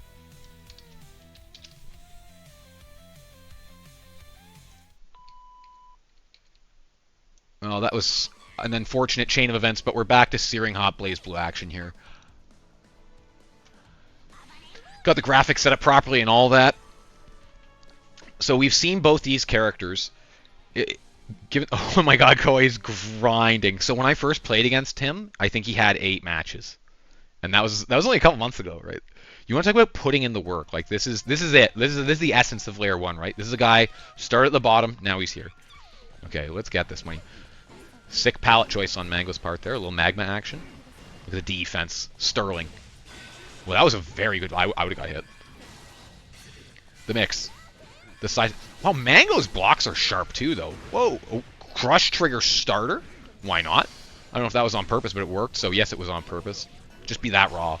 There we go. The patience. See that? Just stood a good distance away and leveraged the extended hitboxes of the sword, right? Because being next to Susanoo's not... He's not a great infighter per se, but probably better than S. Now S has significantly less health though, so trades are not in her favor here. Neither is the corner. Let's see him work on an escape. Okay, we got some seals unlocked. We got the most important one with the DP. We also have the jazz hands. That's a very fast move where you kind of mash a button and he produces a hitbox. Here we go. Watch these combos. Oh, that was surprising. I gotta watch my mouth here. That's commentator curse. Uh-oh, this could be big damage. Oh! Guessed right. And finished it off with the overhead. Well played. Okay, these guys, you can see, are evenly matched. This is similar. We've seen these guys play before in Layer 1 brackets. Always close to the end as well. So that move where S just did, where she swung her sword in a broad arc upwards, not that one, a different one. It's her 6B. That's a very good move. It covers tons of air, kind of creates a no-fly zone around her. That's just a good move. She has a lot of really strong normals. So S also has the luxury of being able to play kind of 2 games, right? She can do a very lame keep-away game where she throws fireballs at various trajectories because she has air and ground fireballs that have variable properties. Or she can get up in your face and mix you up pretty nice. She has a couple of mix-up tools. They're not the greatest, right? But especially if your opponent's not familiar with them. Well, I was wondering what was going to happen there. There we go. DP and the combo after. Good use of counter assault there. So when Koei got hit, oh, I don't know about that burst. Well, you know what? He believes in himself, and that's important to do in life. There's that axe kick I was talking about earlier. Nice. I don't think he can kill him here. Nope. Watch for the elbow gun. So that fireball that gets thrown at... Ooh, we both stood there and did nothing for a moment. I like what I'm seeing. So that fireball that Koei threw at like a slight downwards angle while low to the ground, that's a very effective move because Susanoo's hitbox is quite large. So it kind of covers multiple options on his part, right? He has to be mid-super jump to evade that one at all. Now the key here, ideally what Koei will do is keep Susanoo out completely and keep him from getting seals, right? That's very doable because of the combination of range and fireballs, because the jumping fireball... Oh, I don't know what happened there. The jumping fireball mitigates Susanoo's best ranged op in the elbow gun, right? Kind of forces him to play a little bit more honestly. Good DP. Mango plays like a monster, man. Like, the fundamentals are so good, and the defense is very impressive, which is important for Susanoo, because initially... Oh, he saw that. There we go. He had to burst to live there. All right, we're down to the wire. Both players pretty even here. No one's getting a burst. Oh, that was a drop. Oh, is it? Oh, my goodness. Whew. The elbow gun. Clapped. That's the second time I've seen Mango hit a crush trigger and then not follow it up. I'm assuming that there's a way to follow though. I don't know. It's not like I know Susanoo's combo routing or anything like that. But I'm assuming there's a way because it looks like it has fairly long hit stun. Sorry, yeah, hit stun. As someone that's basically never used a crush trigger, though, I can't really speak with any expertise on that department. Like many things in life, you know. I can sit here and run my mouth for like 2.5 hours about fighting games and yet know virtually nothing about them. Not like these guys. These guys know what they're up to. There's that axe kick. A perennial favorite. You'll see it is a go-to for Mango, as it should be for, I guess, really any Susanoo player. Oh, that was nice. So, as you can see, the life gauges, there's been a significant number of trades here. Somebody's up, right? Oh boy, spacing mistake. Now, spacing against Susanoo is hard, though, because he reaches far as well. Right? S isn't the only one with reach in this matchup. And he has moves that advance him a significant degree as well. Smart. Why hold the pressure if you don't have to? If it sucks, just leave. Good mash. Oh my god. Mango's on fire here. I'm liking it. Go away with the pixel. There we go. That was very precise placement of those fireballs. We've got meter here. Now I don't... There it is again, that crush trigger. The follow-up was a little lacking. So, one thing with S is she is a kind of a bit of on the lower side damage-wise, right? She needs to win a lot of interactions, especially against a big fatty like Susanoo who has a lot of health, to close out a round. Now, she's very capable of winning those interactions between the range and the mix, and those silly crests. That was an excellent fuzzy block. So you'll notice that Koei S was in the air when they blocked there. That mix-up that Susanoo is doing, it's hard to tell what's going to happen next once he has a couple seals unlocked, because he has both a low one and a high one right now. If you just jump block, though, you're blocking everything. Now, it's hard times here for Koei, but the comeback's entirely feasible. Okay. Susanoo no longer has the meter. There's burst. He died with burst. He died with burst. Tragedy. Ah, you hate to see that. The power of Susanoo comes through.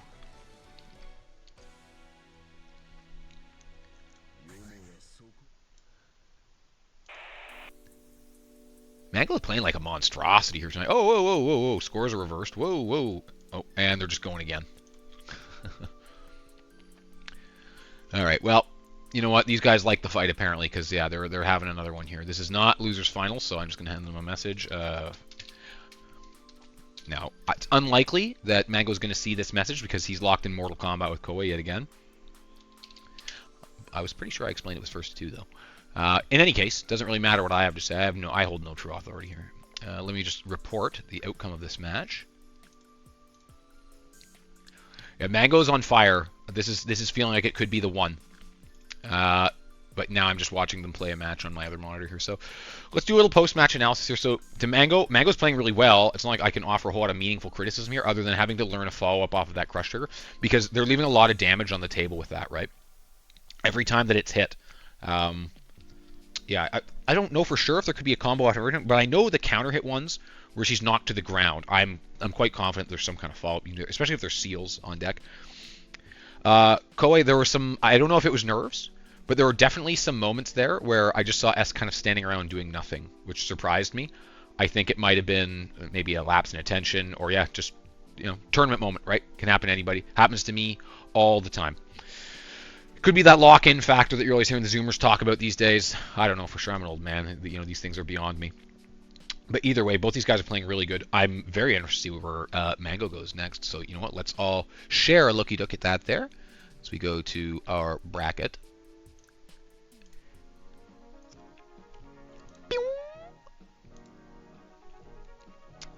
Okay, our next matchup here is Rain. Rain, the rain in Spain. All right. Let's get Rain into the room preemptively here. So this is losers finals. Oh, wrong thing. These guys are still beating the piss out of each other, and of course they're getting around a piece. I mean, this gameplay still looks really good. You know what? I mean, whatever. This is not bracket play. This is just the throes of passion. They weren't able to stop themselves. But yeah, they're still going at it. Hopefully they stop at. If Koei wins and then they go for another rematch, I'm just gonna have to alt F4. Anyway, those guys are still brawling.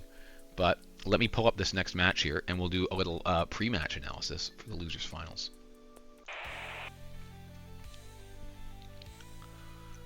Okay, it's for real. Losers finals.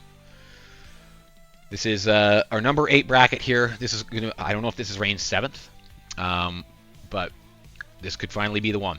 So I'll just get him to stay in the room.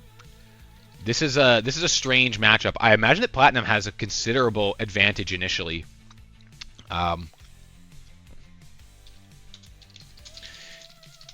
Until some of the seals are unlocked, right? I imagine that's...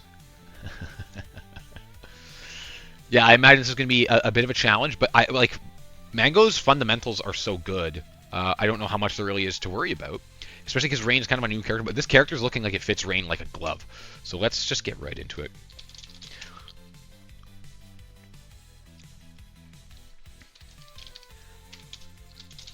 Okay, go ahead, guys, and let's go to game.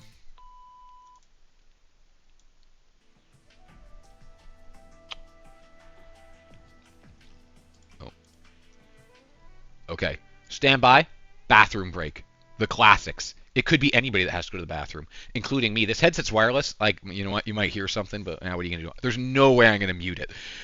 So we'll do a little shilling while we're waiting here. I already shilled the stick maker. I shilled Primo. Northern. Oh, we got to shill Northern Battles. Come on, son. You got to get to Northern Battles. May 9th? What are you doing? Wait, this is the wrong Northern Battles. Oh, no, I got the wrong graphic. Stand by. I better have the real one. Oh, gee whiz. What kind of shill am I? There we go. Look at that. I'm probably the world's greatest producer. Anyway. What are you doing June 6th? Nothing. No matter what it is compared to Northern Battles. So go to Anime Otaku Hobby in Toronto and play one of the many excellent games in the lineup. You have nothing to lose. I mean, even if you get stomped and go 0-2, the 0-2 is the backbone of the fighting game scene. Never be ashamed to go 0-2. And always just pull out the option select no matter which game it is. You can just be like, well, I don't even play this game. You know? But yes, you should go and join them for great games, as it says. The people that put this on are outstanding. I speak with them on a regular basis. These tournaments are always look really good. They have very nice stream as well, usually of the kind of the end of each bracket. And then they have good VODs too. So you can check that out on YouTube. Look for Toronto top tiers and get those. But go on June 6th and play Blaze Blue. Some of those other games I wouldn't necessarily recommend. Play Under Night. Yeah, play those. Maybe play some King of Fighters 15. That's all right. Okay, and Rain's back. So I shilled. Let me make sure I shilled the most important things. Or things that haven't been shilled by me a lot. Yeah, we're looking pretty good here. Okay. Okay, everybody went to the bathroom. I just kept it stealthy. You know when you go on the side of the porcelain bowl? Keeps things low-key. Alright, let's go to game here.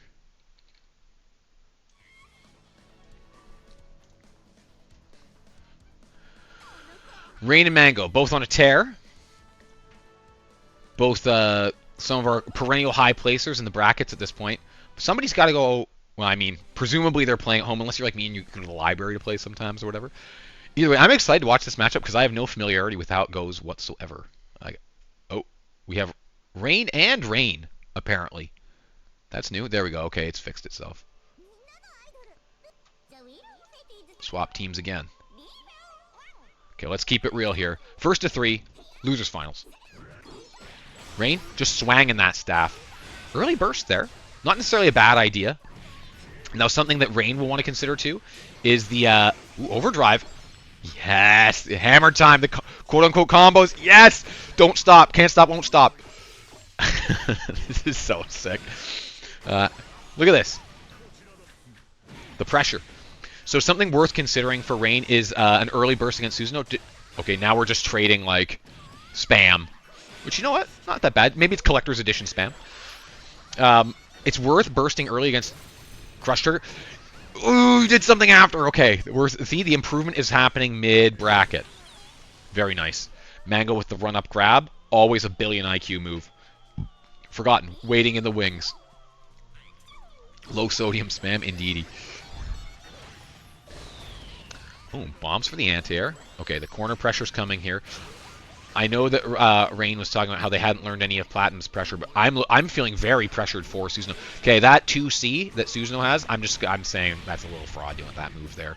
The hitboxes on are outrageous. I get so tight when I get hit by. Oh no, I thought he was gonna get caught in the spinning gimmick. Run away! Elbow gun, bam. Clap by the Glock. I think it was Sinfluenza that was producing some. You know, I should probably put those into the stream somewhere. The funny images of Susanoo with the guns just falling out of his sleeves. Okay, man. Mango is a counter-assault enthusiast. By far the most liberal... Well, that was a good bat. By far the heaviest user of it in the Layer 1 brackets, but it's a very powerful tool, especially... You know, I don't want to say necessarily, especially at lower levels of play. But it feels like that, right? People aren't expecting to get jostled out of their pressure or their combos as much. And Susanoo has that gun that he can use at full screen. Okay, taking a moment here. Now, there always is the chance, too. Rain knows multiple characters. Rain knows Lambda. Very well, but the Lambda may be all rusted up, and the Platinum is hot right now. So, yeah, it looks like we're going to stick with it. It's a first to 3. There's extra time to adapt here. Susanoo is hard to play against, though, right? Just very. It's a very primal combination of high damage and high health, and also like high plus frames.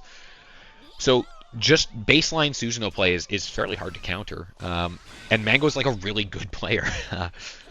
There was the Angel Halo hit on the way back. Yep. Okay. The early burst to keep the seals out. So you can see there, Mango is taking... Oh, there we go. Seals are online now. Oh, now we're collecting them. Oh, this could be a Susanoo round. Oh, boy. The mix. Yeah. This is looking troubled. The parry. Ooh. I think we're getting a little Agarino here, potentially. Good block. Well, yeah, you deserve that one. Okay, Mango's looking extremely locked in here. If Mango wins, this is the first repeat character for Layer 1 champion as well with the Susan. Rain going for the early counterattack. Oh no, that jumping C. Okay, now we are spamming parries. Ooh, oh no, there you can combo off that. Okay, that was a smart burst because it got rid of the trap as well. Run up throw, man. It works. I mean, 50% of the time it works every time. It's one of those things. Yeah, I had to burst to stay in it. Rain is still in it to win it. We've seen the comeback factor. Ooh. I'm not sure if those... I feel like those crush triggers have to be deliberate, right? See that? There it was. The classic Susanoo 2C that hits behind the back of his head. Infuriating. But if you got to use it. Susan up 2. Rain wisely take the breather. Reconsider the game plan. Again, I don't know anything about this matchup. I do know about that $1.50 Costco hot dog, though, and I want in. Maybe I should, you know what? I better not say something there. We'll hold that one.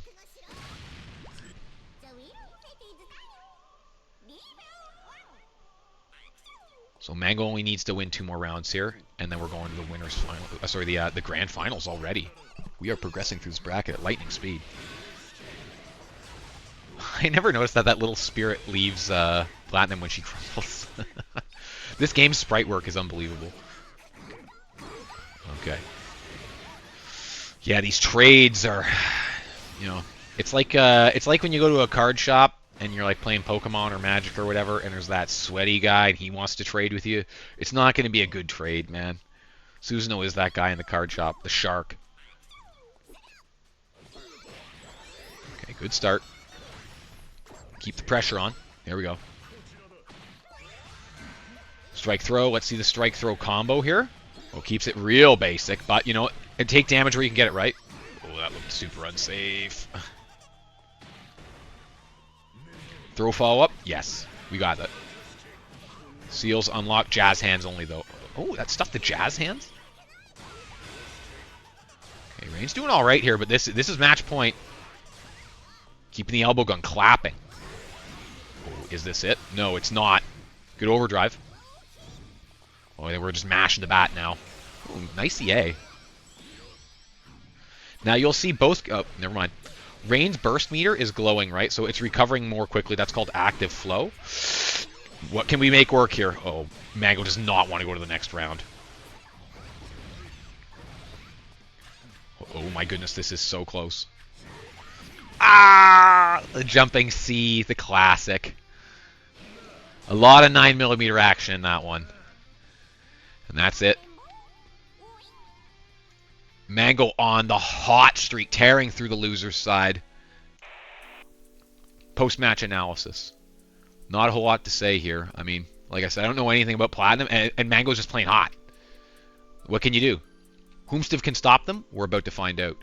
Because we are going to our winners' finals. Bonk, bonk. Quick report here. This is it. All the marbles.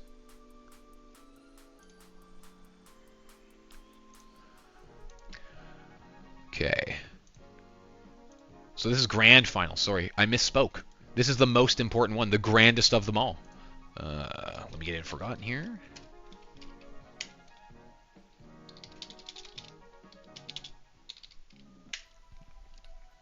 So grand finals, first to 3.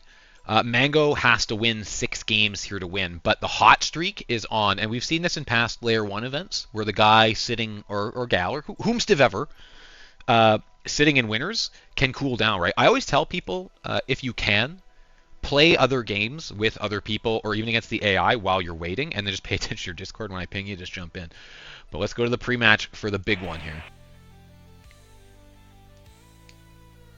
This is, now I don't know why it's having some trouble pulling up some people's information populating, but we know it's Mango. It's Mango on the right. And we got Forgotten on the left. I imagine this matchup can be very challenging for Susanoo, but the elbow 9mm I think is probably very potent in this match because New's projectiles have travel time. The 9 is instant, right? So if you clap with that elbow and New is throwing a sword, you'll counter hit her. Even at full screen, good enough, man. It hits a hit. But we don't need a whole lot of analysis here. Let's just get into this match. We're ready to rock. These guys know what's up. I'm very excited to see this. It's very cool to see Forgotten come back and make such a savage run through the bracket like this. And Mango has been consistently floating at the top of the bracket. So these are 2 of our most elite Layer 1 special forces here. We'll see who manages to eject themselves from Layer 1 events forever as a reward. That's the Layer 1 loyalty program. We tell you, great job, now get the fuck out of here and never come back. It's alright, eh? You get a gold name in the Discord, though, which counts for nothing. Sorry, counts for quite a bit. And now you get one of them stickers. Okay, this is it. Layer 1, beginner bracket. Number 8 for BlazBlue Central Fiction. June 2nd, 2026. Final starts now. Grand finals, best of 3. Forgotten playing New 13 on the left. Mango with the terrifying Susan on the right. The epic intro. This is a 2-way boss battle now. Let's get this money.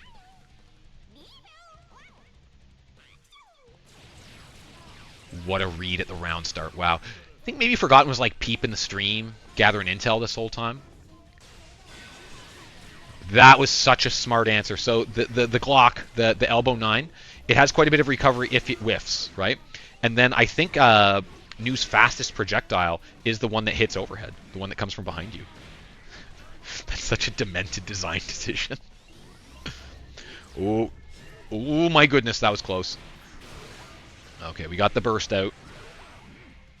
Ooh, wasn't able to. Oh, we're getting nice. I was gonna say getting dog walked into the corner here. That's no good because the damage. New has low hit points. Trades are almost inevitably going to be a disaster for New. Yeah, we saw it there. Okay, that could have very easily gone the other way though. Mango powered through the gravity seed as well. You saw no fear, right? Just go for the air dash, because the worst thing that happens is you just have to block in the air. Well, that time it was the wrong read. Didn't pay too badly for the... Man, Mango with the run-up throw, despite Susanoo having the... Or maybe he's leveraging that bit of startup on the run to it. Oh my goodness, this is bad. Okay. But we saw Forgotten has a comeback factor, right? Now, Susanoo, he has some decent seals for this. He has the thing that carries himself around the ground. Keeping that gravity seed up is huge. Fatal start. Oh, didn't get a whole lot off of it, though. Now, on the other hand, you see this? Little suppression fire. Waited for the... Now, oh, does Mango know that the one is an overhead? Uh-oh. The burst is out. Oh, that was scary. Oh, that's scary, too. This is an extreme... This could be a massive punish. Look at these double swords. So when New is in overdrive, all the sword attacks throw 2 attacks. Oh no! Oh, that hurts. That drop was... Oh, that hurt my soul. Does Mango have the mandate of heaven? It's looking very possible here. So I was talking about how I don't like... I'm kind of old enough now that there's no testosterone left in my body, so I don't really get mad over these games anymore, but I'm not going to pretend I'm not a little secondhand mad over that drop. A little bit, you know. I can still feel things. It's just not very intense anymore. It's a Pink Floyd kind of comfortably numb sensation most of the time. Like a combination of apathy and failing biology. On the other hand, it's looking like the biology of these players is extremely sharp given some of the plays that we've seen here. Mango, man, this hot streak. I mean, it's a tall mountain to climb, though. Also, Forgotten almost took both of those rounds. That last one, oh, the margins are razors. Okay, early burst. That was an interesting interception there. See, so despite not knowing much about Susanoo, I do know, yeah, that the elbow gun is... Oh, no, he got bumped right into New. The elbow gun looks very effective in this matchup. Oh, reset, too. I think Forgotten may be prone to mashing a bit on recovery. The low? Yes, the low. Mixing the lows and highs. This is a comfortable distance for New. Gravity seeds out. This situation is bleak for Susanoo. Now be careful not to rush in. You don't want to reset him. The damage scaling is not working to your advantage right now. Ooh, intercepted by the super. Very nice. That was a perilous round. But as you saw there, Forgotten started a significant life deficit, but the position is so key in this match. And if he just maintains that position, that kind of three-quarters screen, the gravity seed it can be back-breaking there. Here we go. Oh no, he moved forward though. Once you've set that gravity seed up, I mean, unless you're hoping to mix the opponent.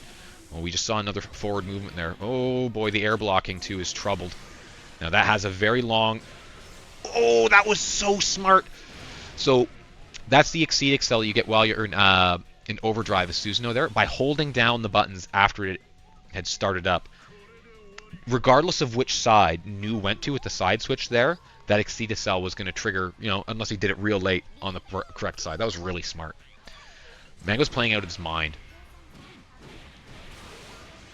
Okay, we're seeing a lot of early bursting here, which in this matchup, I mean, for New, that's probably the correct choice most of the time in this matchup. Those air approaches need to be checked.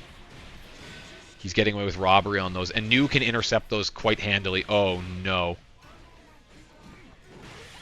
Okay, good. Counter assault. Oh, I thought he was going to get clipped by the air approach there again.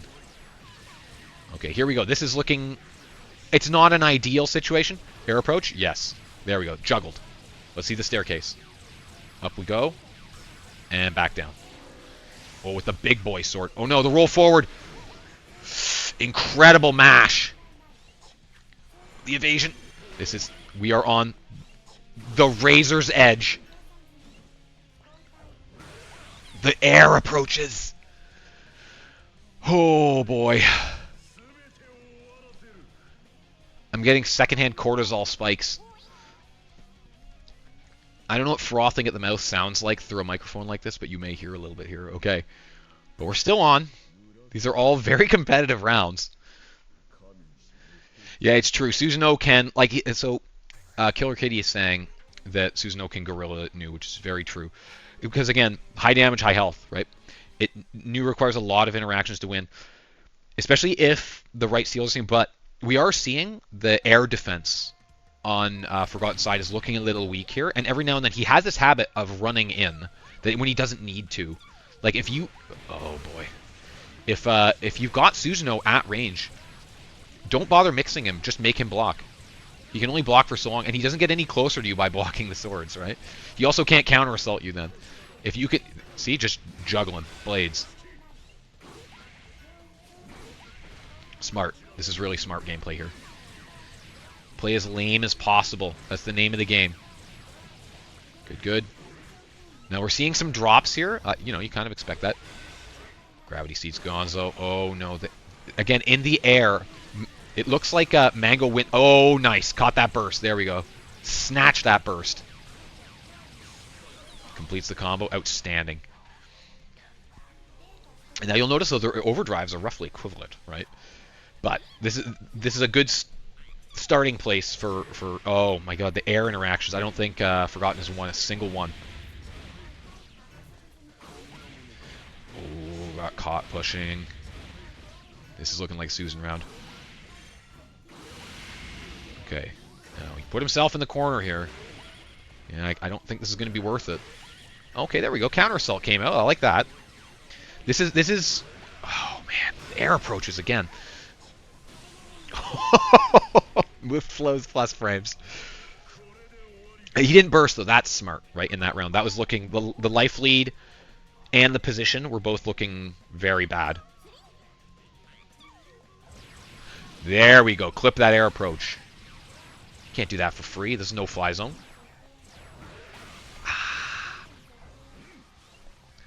I don't know if it's the same button for Nu as it is for Lambda, but the 6 drive, the one that shoots forward... Oh, a forward roll. That was a provocative decision. The one that shoots at about a 45-degree angle is looks like it would be very potent against... Oh, no. Against Mango. And the Glock comes out to wrap things up, and we go to reset.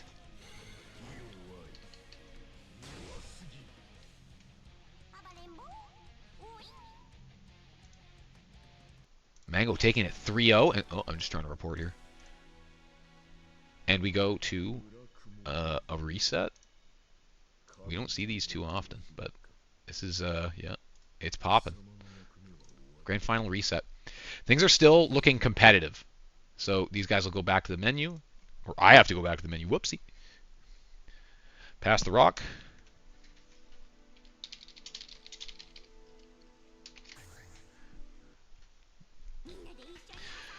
All right, we're back. This is the reset. So Forgotten can win here still. Yes, we are. Oh, plot twist? Plot twist? All right. I'm not saying don't rock with it. I have no idea what Forgotten's Asriel is like, but we have a perfectly even match count. Now, this is not correct because Mango has quite a few matches in, what do you call them? The online lobby mode where we do the layer 1, flip names, thank you. Why did it swap them? Tournament Stream Helper, very silly. Thank you, Rico Neff. Just the sounds of meat. Yeah, these are meat ponies dueling here, indeedy.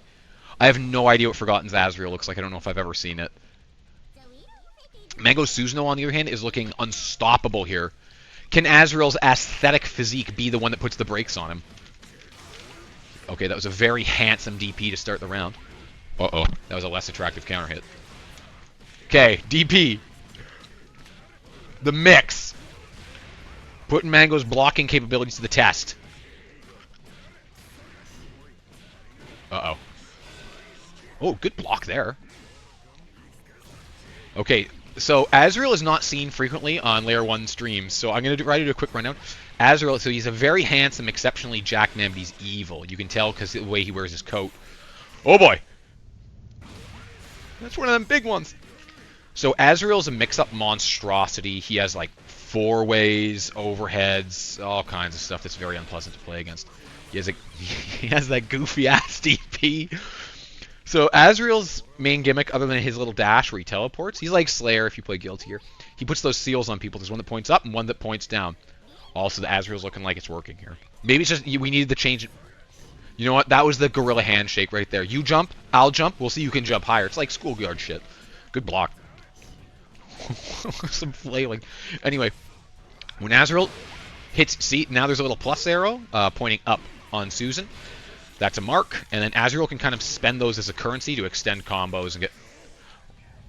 now he's double marked, right? If Azrael uses certain moves right now, they're unblockable. And it includes one of the big moves. Now, will he survive long enough to deploy said moves? May chance. Good block, but it doesn't matter. Jazz hands to close things out. Azrael's looking like an alright pick here, though. Maybe Forgotten has some inside intel that Mango can't block really fast side switches or something.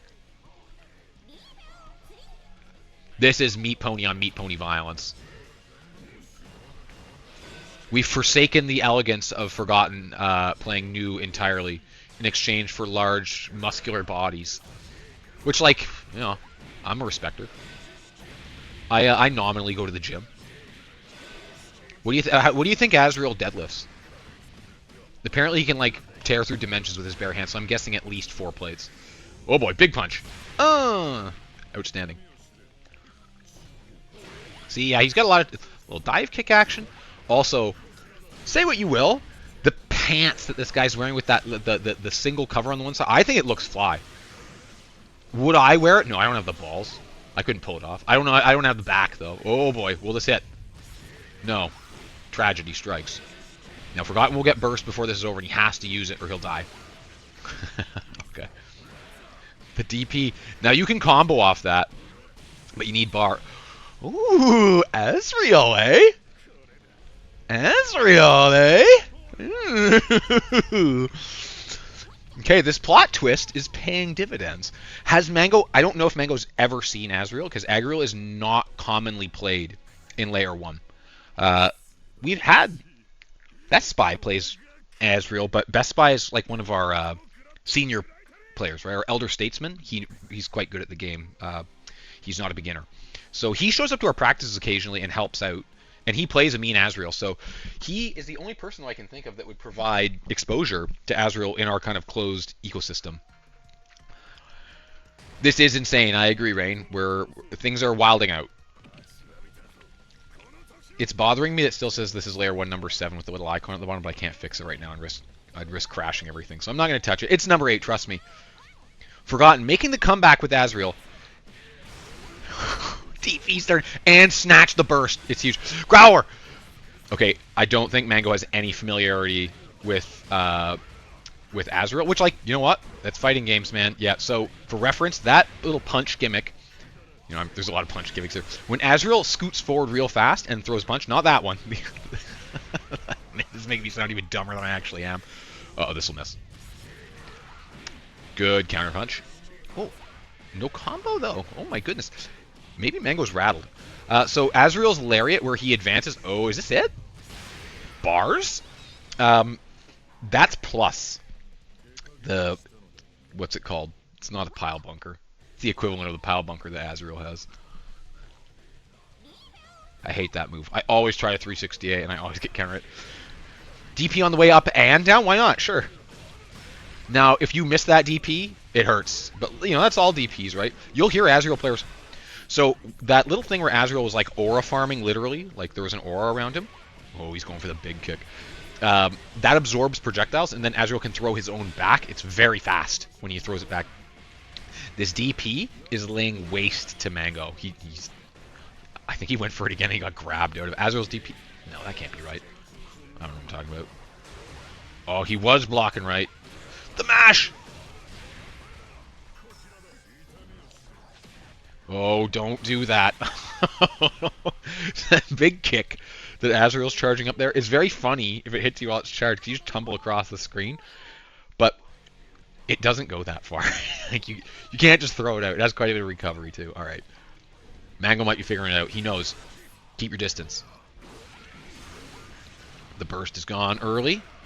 DP is an anti-air. I like it. The mix, though, is impeccable. This is putting... Mango's defense is very good, especially for a relatively new player. His blocking is better than mine, for sure.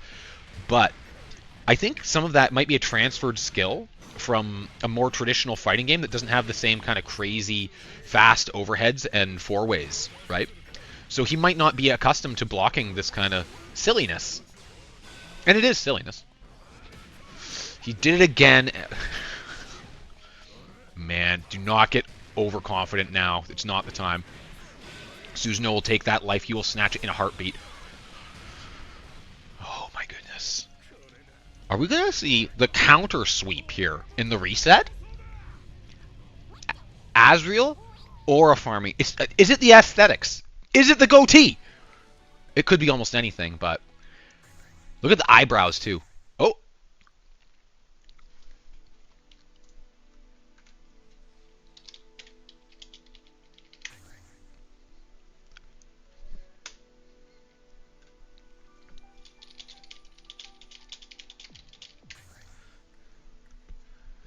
He's still in it to win it. Mango. Oh, I haven't looked at my Discord in a bit. Oh, he needs a moment. That's all right. We can rock with that. Okay, we are in the peak of intensity. I'll give him a minute, but not too long.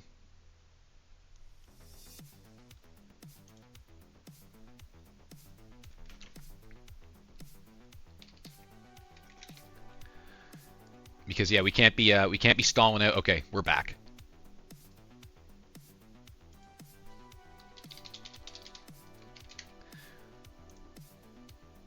Yeah, because we can't be stalling out somebody's momentum while they're on a hot streak here. That's not fair.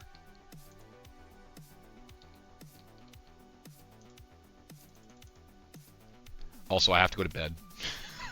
The real reason is always the old man rationales. Okay, we're back in it.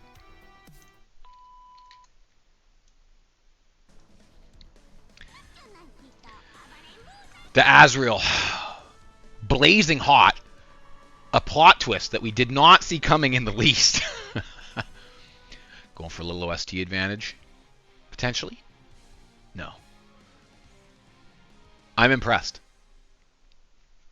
Is it all gimmicks? Maybe a little. Is there anything wrong with that?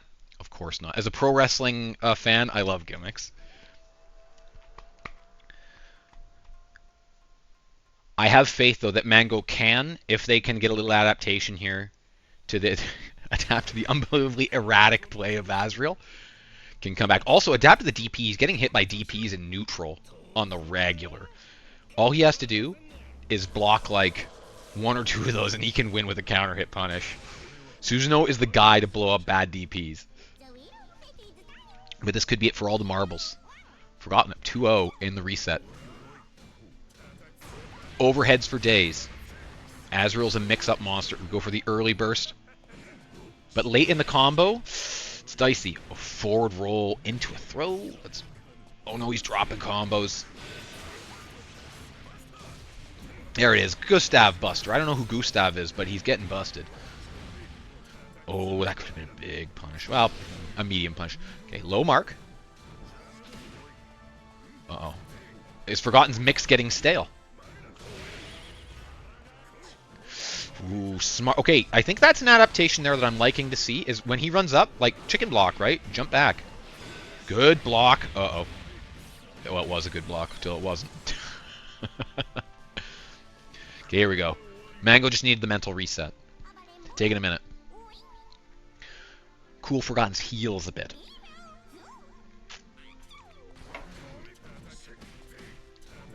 I didn't expect that on the way down. Counter hit combo. So the Gustav Buster, you on a raw hit, you don't get anything, but on a counter hit, yeah, you get quite a bit. It was a brief break. Like, I allow something that's about as long as the character select screen. I was getting ready to tell him to just come back in, though. Oh, we got him on the way down! Knowledge check city. This is an Azrael round. Will Mango burst? Oh, no. Match point for Forgotten. The comeback. The Azrael pocket pick. He knows. Okay, he blocked it on the way down that time. You'll like to see that. The mashing. The mashing. The mashing is insidious. Oh, no.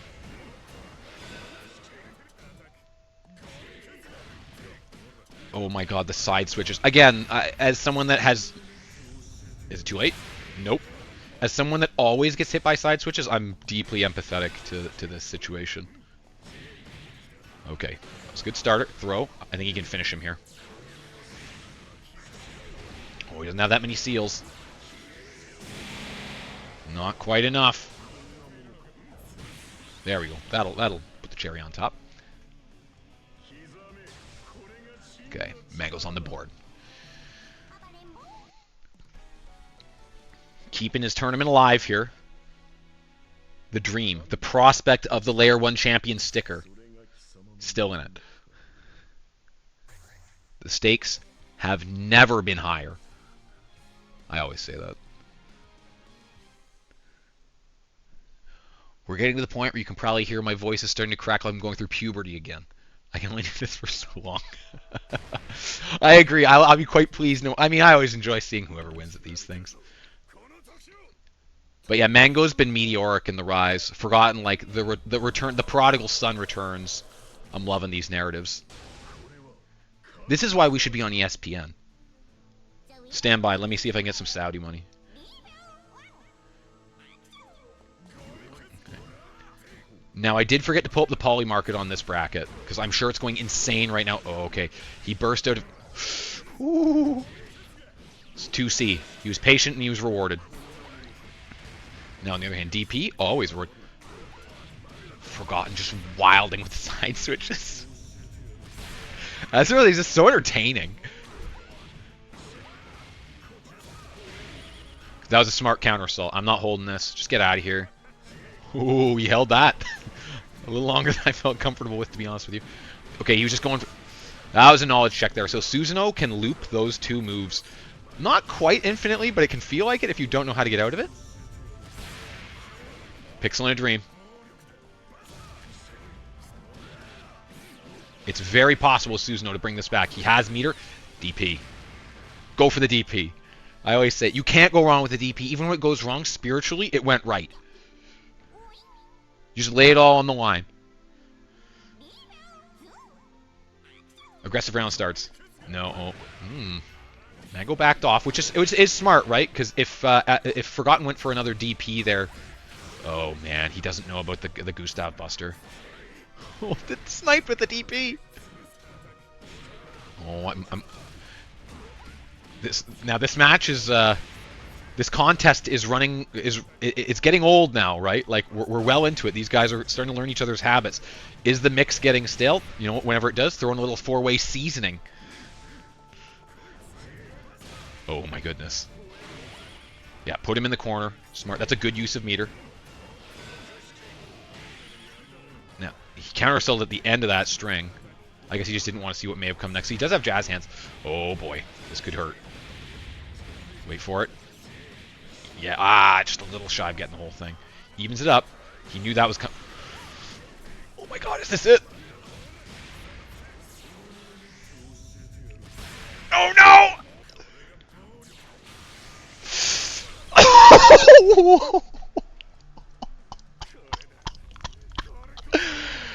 Azrael. Silly maxing. And he takes it. The plot twist, the unexpected switch. Unbelievable. In the reverse sweep in the reset, coming back, leaving behind the new, the counter pick. I'm almost speechless. I mean, I'm rarely speechless. I'm a loudmouth. As you can probably gather. Oh, sorry, it wasn't a sweep. I'm an idiot. He did get one there. My memory's fading already. But, wow, that was... Oh, hold up.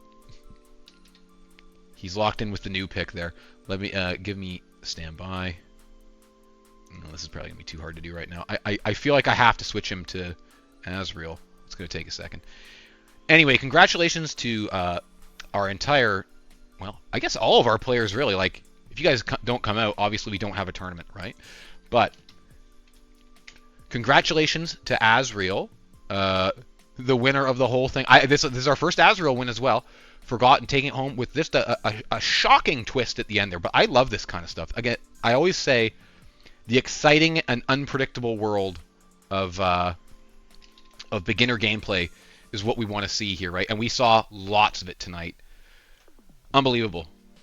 Now, but hold up, we're not done. We're throwing out flowers. Also, obviously, I don't know why. Oh, man, all this silly software them juggling here is just like a ball of wires. Anyway, obviously, extremely well played by Mango. Because, oh, come on, peep this bracket. Okay, where's Mango? At the beginning. Now he got sent down to losers by Jules. Ah, oh, poor Jules. Honestly, salute Jules. Pour one out for the technical issues. Could have gone all the way. But anyway, let's have a look. So Mango goes down, and then Rampage, Rampage, Rampage, Rampage, Rampage, Rampage, and then suddenly, without warning, the Asriel jump scare. Dun, dun, dun. So obviously, extremely well played. I'm fully expecting Mango to come back with a vengeance next month. Speaking of which, let's talk next month real quick. So beginner bracket number 9 takes place. It's a second one in June. June 30th. Just the way that my schedule worked out and the way that this month is positioned on the calendar. So June 30th, 8 p.m. Eastern Time. Same as usual. Come through. Layer 1 action. Sign up. Beginner bracket. The most scintillating novice gameplay on the internet. And additionally, make sure that you don't miss our practice lobbies every Thursday, also for beginner players. This is where we have been honing the next generation of fighting game gods, including Mango, who is almost one of the most consistent attendants, and he destroys people at these. And you can see, right, the beauty of this beginner level of gameplay is watching players improve so rapidly. It's really cool to see, because I haven't gotten any better at this game in years, so it's nice to see other people improve. And like I said, Mango's better than me. Like I wouldn't win that match. I would have gotten spanked. I don't have the reactions or the knowledge. When I'm not playing, it sounds sometimes like I kind of know what I'm doing, but yeah, it's not for real. But congratulations to our winners. And then we have one more winner as well, actually, because as I discussed, we now have Whoopah stickers. So we need to pull another winner out of the hat here. So I need to take Forgotten out of the running. And now, let's see who wins when we spin the wheel for the secondary sticker. This is randomly chosen.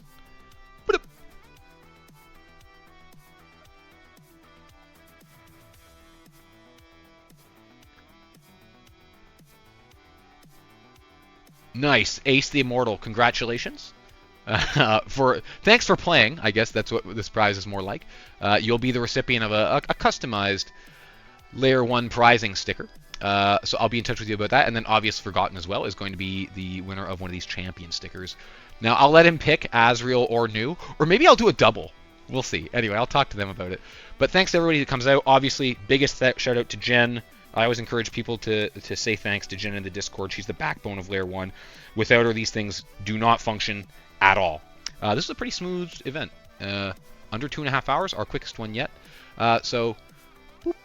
One more look at our next event here that's coming up. Please do come out for the practices. But most of all, come out for the beginner brackets. And if you know other people that want to play BlazBlue and aren't sure how to start, send them to Layer 1. We'll get them started. They'll be in the brackets. Easy peasy lemon squeezy. And as you can see, in as little as like a couple of months, they'll be playing like absolute monsters. That's it for me. My voice is on the way out. Name's Andy, aka Ghosts. You can find us on Discord. The link's all over the place. Look up Layer 1 FGC in Google. You'll find everything you need to see. Thanks for watching, everybody. Have a great night.